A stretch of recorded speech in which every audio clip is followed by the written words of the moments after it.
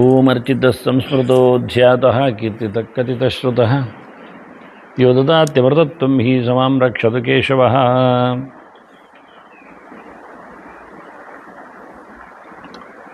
ದೇವರ ಆರಾಧನೆಯ ಬಗ್ಗೆ ಕೆಲವು ಪುರಾಣದ ಮಾತುಗಳನ್ನು ಆಚಾರ್ಯ ಮಧ್ವರು ವೇದವ್ಯಾಸರ ಹಿನ್ನೆಲೆಯಲ್ಲಿ ತೋರಿಸಿಕೊಟ್ಟಿದ್ದಾರೆ. ಮುಖ್ಯವಾಗಿ ದೇವರ ಆರಾಧನೆಯ ಬಗ್ಗೆ ಹೇಳುವಾಗ ಆತನು ಬಾಹ್ಯದ ರೀತಿಯಲ್ಲಿ ಪೂಜೆ ಮಾಡುವಾಗ, ಸಾಧನೆಯ ಬಗ್ಗೆ ಹೇಳುವಾಗ ಶ್ರೋತವ್ಯ ಕೀರ್ತಿತವ್ಯಶ್ಚ ಧ್ಯೇಯ ಪೂಜ್ಯಶ್ಚ ನಿತ್ಯದ ಅಂತ 4 ಪ್ರಕಾರವಾಗಿ ದೇವರ ಸೇವೆಯನ್ನು ಹೇಳ್ತಾರೆ. ಒಂದು ಶ್ರೋತವ್ಯ, ದೇವರ ಮಹಿಮೆಯನ್ನು ಕೇಳುವುದು, ಅವನ ಕರ್ಮಗಳನ್ನು ಸೃಷ್ಟಿಯಾದಿ ಬಿತ್ತರಗಳನ್ನು ಚೆನ್ನಾಗಿ ಅರ್ಥ ಮಾಡಿ ಕೇಳಿಕೊಳ್ಳುವುದು. ಅಂದರೆ ದೇವರು ಸೃಷ್ಟಿ ಮಾಡ್ತಾನೆ ಅಷ್ಟೇ ಅಲ್ಲ, ಯಾವಾಗ ಸೃಷ್ಟಿ ಮಾಡ್ತಾನೆ, ಹೇಗೆ ಸೃಷ್ಟಿ ಮಾಡ್ತಾನೆ, ಯಾವ ಪದಾರ್ಥಗಳನ್ನು ಮಾಧ್ಯಮವನ್ನಾಗಿಸ್ತಾನೆ, ಇದನ್ನೆಲ್ಲ ಶಾಸ್ತ್ರೀಯವಾಗಿ ಪರಿಪೂರ್ಣವಾಗಿ ತಿಳಿಯುವಂಥದ್ದು, ದೇವರ ಮಹಿಮೆಯನ್ನು ಕೇಳುವಂಥದ್ದು ಒಂದು ಮುಖ. ಕೀರ್ತಿತವ್ಯಶ್ಚ, ಅದನ್ನು ಮತ್ತೊಬ್ಬರಿಗೆ ಪುರಾಣೋಕ್ತ ಪ್ರಕಾರದಲ್ಲಿ ತಿಳಿಸುವಂಥದ್ದು, ಇದು ಸಾಧನೆ. ಅದರೊಟ್ಟಿಗೆ ಧ್ಯೇಯ, ದೇವರನ್ನು ಧ್ಯಾನ ಮಾಡಬೇಕು, ಮನಸ್ಸಿನಲ್ಲಿ ಭಗವಂತನ ಚಿಂತನೆಯನ್ನು ನಡೆಸಿಕೊಡಬೇಕು ಮಂತ್ರ ಮಾಧ್ಯಮದಲ್ಲಿ. ಮತ್ತೊಂದು ಪೂಜ್ಯಶ್ಚ ಅಂತ ಹೇಳಿತು, ಪ್ರತಿಮೆಗಳಲ್ಲಿ ಆರಾಧನೆ ಮಾಡಬೇಕು. ಆ ಪ್ರತಿಮಾರಾಧನೆಯ ಔಚಿತ್ಯವನ್ನೇ ಇಲ್ಲಿ ಉಲ್ಲೇಖ ಮಾಡ್ತಾ ಇದ್ದಾರೆ.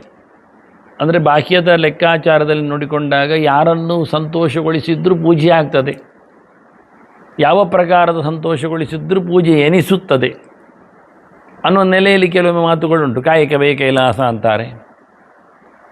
ಹೀಗೆಲ್ಲ ತಿಳಿಸುವ ಮೂಲಕ ಅದಕ್ಕೆ ಹೇಳ್ತಾರೆ, ಇಲ್ಲ ಹಾಗಾಗುವುದಿಲ್ಲ. ಯಾಕೆ ಅಂದರೆ ಶುದ್ಧ ಪ್ರತೀಕಗಳು ಕೆಲವೊಮ್ಮೆ ಬೇಕಾಗ್ತದೆ.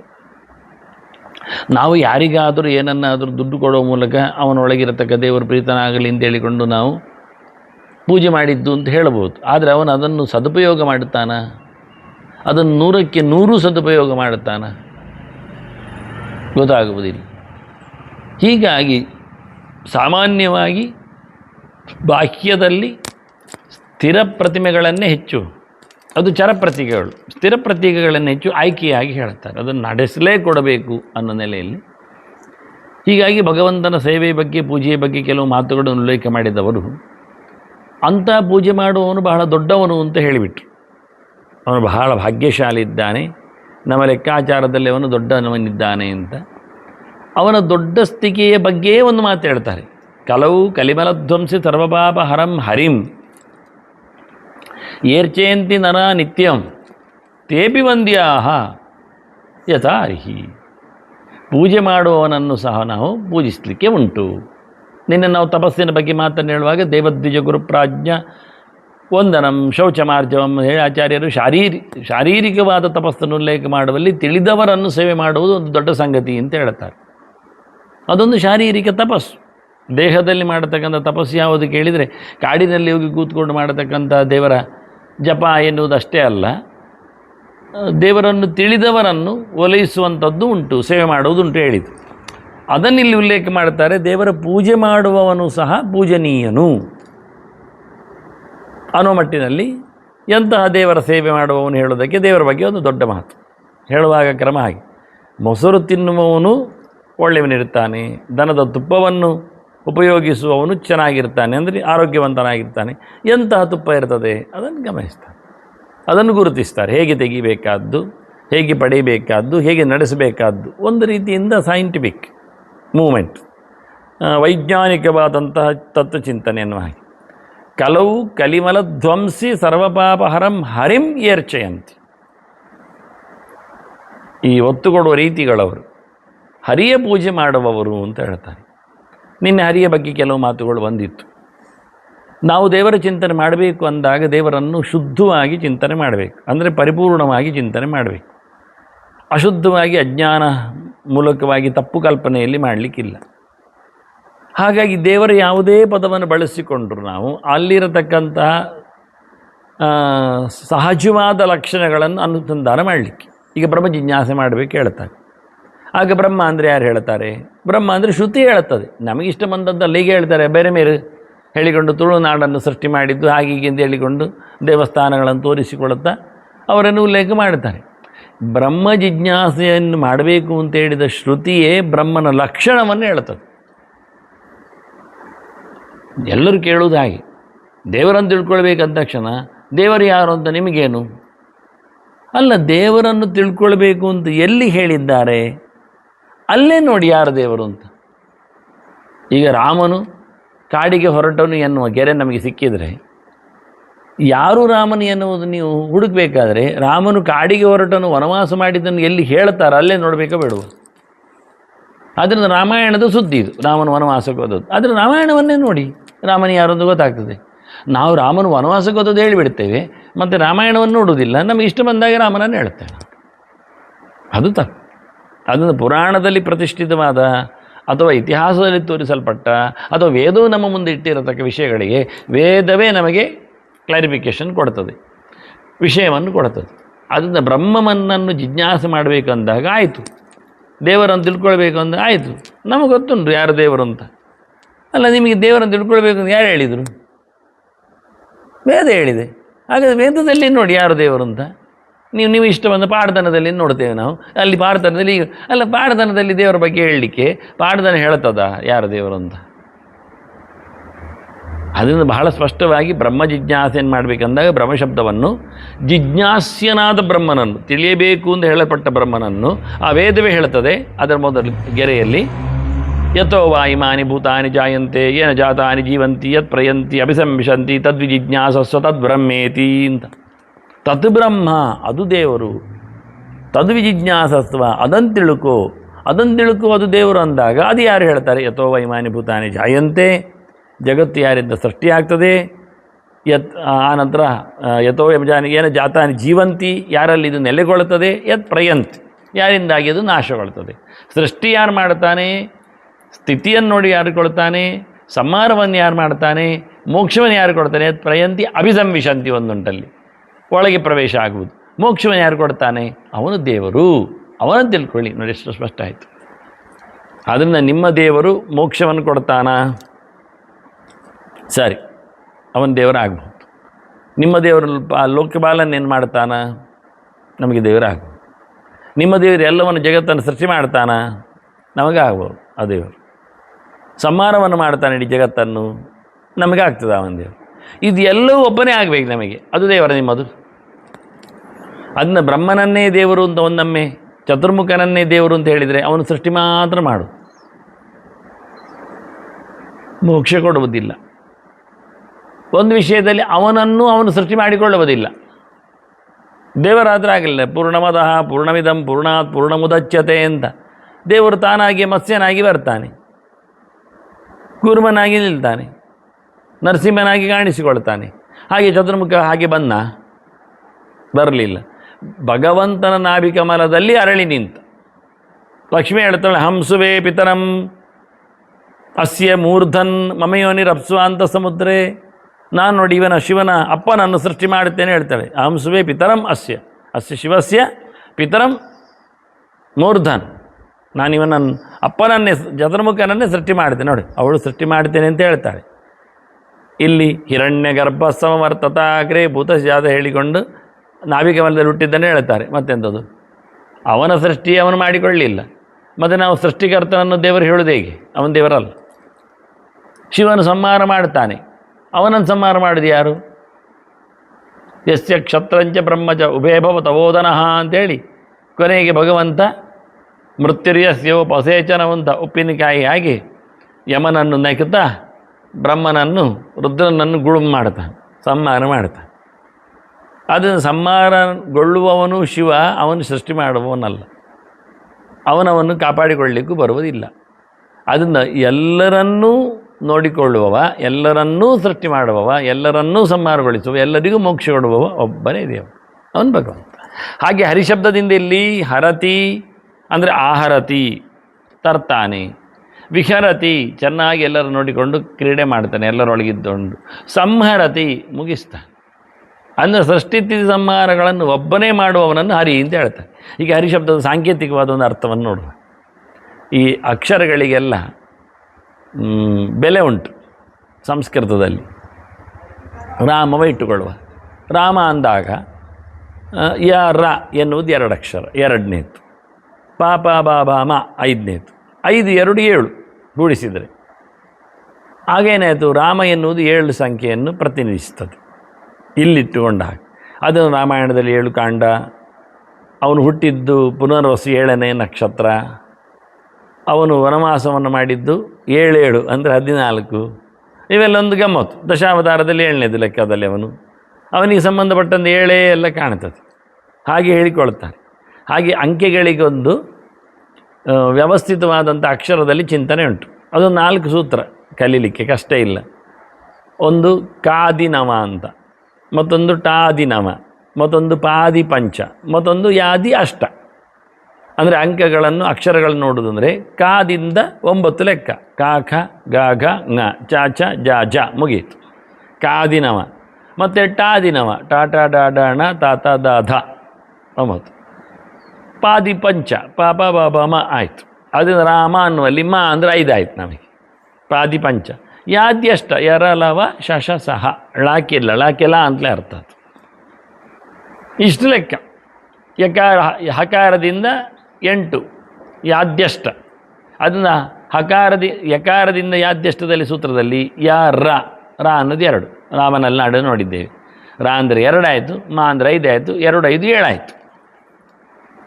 ಇದು ಎಲ್ಲ ಅಪವಾದಗಳು ಕಡಿಮೆ. ಇದು ಶಾಸ್ತ್ರೀಯವಾದಂಥ ಒಂದು ಲೆಕ್ಕ. ಅಂಕೆಯಲ್ಲಿ ಅಧ್ಯಾತ್ಮ ಅಂತ ಆಚಾರ್ಯರು ಬನ್ನಂಜಿಯವರು ಕೊಡಿಲಿಕ್ಕೆ ಹೋದದ್ದು ಈ ಲೆಕ್ಕಾಚಾರದಲ್ಲೇ ನೋಡಿಕೊಳ್ಳಿಕ್ಕೆ ಬಂದಿದೆ. ಹಾಗೆ ಹರಿ ಅಂದರೆ ಎಷ್ಟಾಯ್ತು ಈಗ? ಎರಲವ ಶಶ ಸಹ. ಹ ಅಂದರೆ 8, ರ ಅಂದರೆ 2, 8 2 10. 10 ಅಂದರೆ ಪೂರ ಅಂತ ಅರ್ಥ. ದಶೇತಿ ಸರ್ವ ಮುದ್ದಿಷ್ಟಂ ಸರ್ವಂ ಪೂರ್ಣಮುಹೋಚ್ಯತೆ ಅಂತ ಕೋಶ. 10 ಎಂದರೆ ಪೂರ ಅಂತ ಅರ್ಥ, ಪೂರ ಎಂದರೆ ಎಲ್ಲ ಅಂತ ಅರ್ಥ. ಆದ್ದರಿಂದ ಹರಿ ಅಂದರೆ ಪೂರ್ಣನು, ಸಂಪೂರ್ಣನು, ಏನೂ ಕಮ್ಮಿ ಇಲ್ಲದವನು. ಈ ಒಂದು ಅರ್ಥವನ್ನು, ಸಾಂಕೇತಿಕವಾದ ಅರ್ಥವನ್ನು ಇಟ್ಟುಕೊಂಡಾಗಲೂ ಹರಿಶಬ್ದಕ್ಕೆ ಮಹತ್ತಿಗೆ ಇದೆ. ಅದನ್ನು ಎಲ್ಲ ಕಡೆಯಲ್ಲಿಯೂ ಹರಿಶಬ್ದವನ್ನು ಪ್ರಯೋಗ ಮಾಡಲಿಕ್ಕೆ ಕಾರಣ ಅವರು. ಹರೇ ರಾಮ ಅಂತ ಹೇಳುವಾಗಲಿ, ಸ್ವರ್ತ್ವಾರಿಂ ಸಮುತ್ಥಾಯ ಅಂತೇಳಿ ಇವೆಲ್ಲ ಪ್ರಯೋಜನ ಮಾಡಲಿಕ್ಕೆ ಕಾರಣವೇ ಅದು ಪೂರ್ಣಾಂಕಿಯನ್ನು ಹೇಳುತ್ತದೆ. ಆಗಿನ ಅರ್ಥ ಆಯ್ತಲ್ಲ, ವಿಹರತಿ ಸಮ್ಮರತಿ ಅಲ್ಲ, ಅದು ಅಲ್ಲದೆ ಹೇಳಿದ್ನ. ಹೀಗೆ ಇಲ್ಲಿ ಕಲಿಯುಗದಲ್ಲಿ ಕಲಿಯ ಏನೊಂದು ದೋಷ ಇದೆ ಅದನ್ನು ಸಂಪೂರ್ಣವಾಗಿ ನಿವೃತ್ತಿಗೊಳಿಸುವವ, ನಿವೃತ್ತಿಗೊಳಿಸಿ ಏನಿಲ್ಲದ ಪಾಪಗಳಂತೆ ಅದನ್ನೆಲ್ಲವನ್ನು ತೆಗೆಯುವವನು ಅವನು ಹರಿ. ಹರಿ ಅಂದರೆ ಇಷ್ಟು ಜೋರ ಅರ್ಥ. ಹರತಿ, ಏನು ಹರತಿ? ಪಾಪಂ ಹರತಿ. ಎಷ್ಟು ಪಾಪಂ? ಸರ್ವ ಪಾಪಂ ಹರತಿ. ಕುತ್ರತ್ಯಂ, ಎಲ್ಲಿದ್ದು ಸರ್ವಪಾಪ ಅಂದರೆ ಕಲಿಮಲ ಧ್ವಂಸಿ ಸರ್ವಪಾಪ ಹರ. ಕಲಿಯುಗದಲ್ಲಿನ ವಿಶೇಷವಾದಂಥ ಕಲ್ಮಶ ಏನಿದೆ, ಮಲ ಅಂದರೆ ದೋಷ, ಅದರಿಂದ ಮನುಷ್ಯನನ್ನದು ಕಟ್ಟಿ ಹಾಕಿಬಿಡ್ತದೆ, ಕೊಚ್ಚಿ ಹಾಕಿಬಿಡ್ತದೆ. ಅಂಥದ್ದು ಏನೊಂದು ಪಾಪ ಇದೆ, ಸರ್ವ ಪಾಪಾನಿ ಕಲಿಮಲ ಧ್ವಂಸೀನಿ. ಕಲಿಯ ವಿಶೇಷವಾದ ಕಶ್ಮಲದಿಂದ ಮನುಷ್ಯರನ್ನು ನಾಶಗೊಳಿಸುವಂಥದ್ದು ಪಾಪಗಳು. ಅದನ್ನಷ್ಟು ಇಲ್ಲ ಮಾಡುವವನು ಯಾರು ಅಂದರೆ ದೇವರು. ಬೇರೆ ಯುಗದಲ್ಲಿ ಮುಕ್ಕಾಲಂಶ ಜಾಸ್ತಿ ಅಂಶ ಧರ್ಮ ಎಲ್ಲ ಇರ್ತದೆ. ಕಲಿಯುಗದಲ್ಲಿ ಪಾದ ಮಾತ್ರ ಅಂತ ಲೆಕ್ಕ, ಬಹಳ ಕಮ್ಮಿ, ಒಳ್ಳೆಯದಿರುವುದೇ ಬಹಳ ಕಡಿಮೆ. ಹಾಗಾಗಿ ಕಲಿಯುಗದಲ್ಲಿ ಕೆಟ್ಟವುಗಳದ್ದೇ ಜಾಸ್ತಿ ಇರ್ತದೆ. ಕಲಿಯುಗ ಒಂದು ದೊಡ್ಡ ಲೆಕ್ಕಾಚಾರದ ಯುಗ, ಬಹಳ ದೊಡ್ಡದಿಲ್ಲ. ಇದ್ದದರಲ್ಲಿ ಸಣ್ಣ ಯುಗ ಕಲಿಯುಗ, 4,32,000 ವರ್ಷ ಅಷ್ಟು. ಅದರ ಆಚೆಗೆ ಇಲ್ಲ ಕಲಿಯುಗ. ದ್ವಾಪರ ಆದರೆ ಇದರ ಡಬ್ಬಲ್ ಇದೆ, 8,64,000. ತ್ರೇತಾಯುಗ ಇದರ 3 ಪಾಲುಂಟು, 16,96,96,000 ಆಗ್ತದೆ. ಕೃತಯುಗ 17,28,000 ಆಗ್ತದೆ. ಆದರೆ ಕಲಿಯುಗದ ಸಣ್ಣ ಪೀರಿಯಡ್. ಕಲಿಯುಗದಲ್ಲಿ ಎಲ್ಲ ಭಗವಂತನ ಅವತಾರಗಳೆಲ್ಲ ಬರ್ತವೆ, ಉದ್ಧಾರಕ್ಕೆ ಕಾರಣವಾಗ್ತವೆ. ಆದ್ದರಿಂದ ಕಲಿಯುಗದಲ್ಲಿ ಬರತಕ್ಕಂಥ ದೋಷಗಳನ್ನು ಪೂರ್ಣವಾಗಿ ನಿವೃತ್ತಿಗೊಳಿಸುವ ಕಲಿಗೆ ಅವಕಾಶ ಕೊಟ್ಟಿದ್ದಾನೆ ದೇವರು. ಯುಗದಲ್ಲಿ ಕಲಿಗೆ ಯಾಕೆ ಕಾರಣ ಅಂದರೆ ಕಲಿ ಅಂದರೆ ದುರ್ಯೋಧನನೇ. ಇದ್ದದ್ರಲ್ಲಿ ಪರಿಪೂರ್ಣ ಕೆಳಗಿನವ ಅಂದರೆ ಕಲಿ, ಜೀವರಲ್ಲಿ. ಇದ್ದದ್ರಲ್ಲಿ ಅತ್ಯಂತ ಎತ್ತರದವ ಅಂದರೆ ವಾಯು, ಜೀವರಲ್ಲಿ.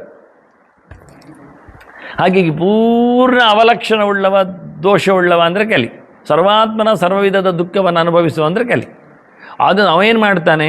ಪಂಚಕಷ್ಟೇತಿ ಕಷ್ಟೇ ಅಂತ ಹೇಳಿದಾಗೆ ಸರ್ವಾತ್ಮನ ಮನುಷ್ಯರನ್ನು ಕೆಟ್ಟದು ಮಾಡಿಸ್ತಾನೆ.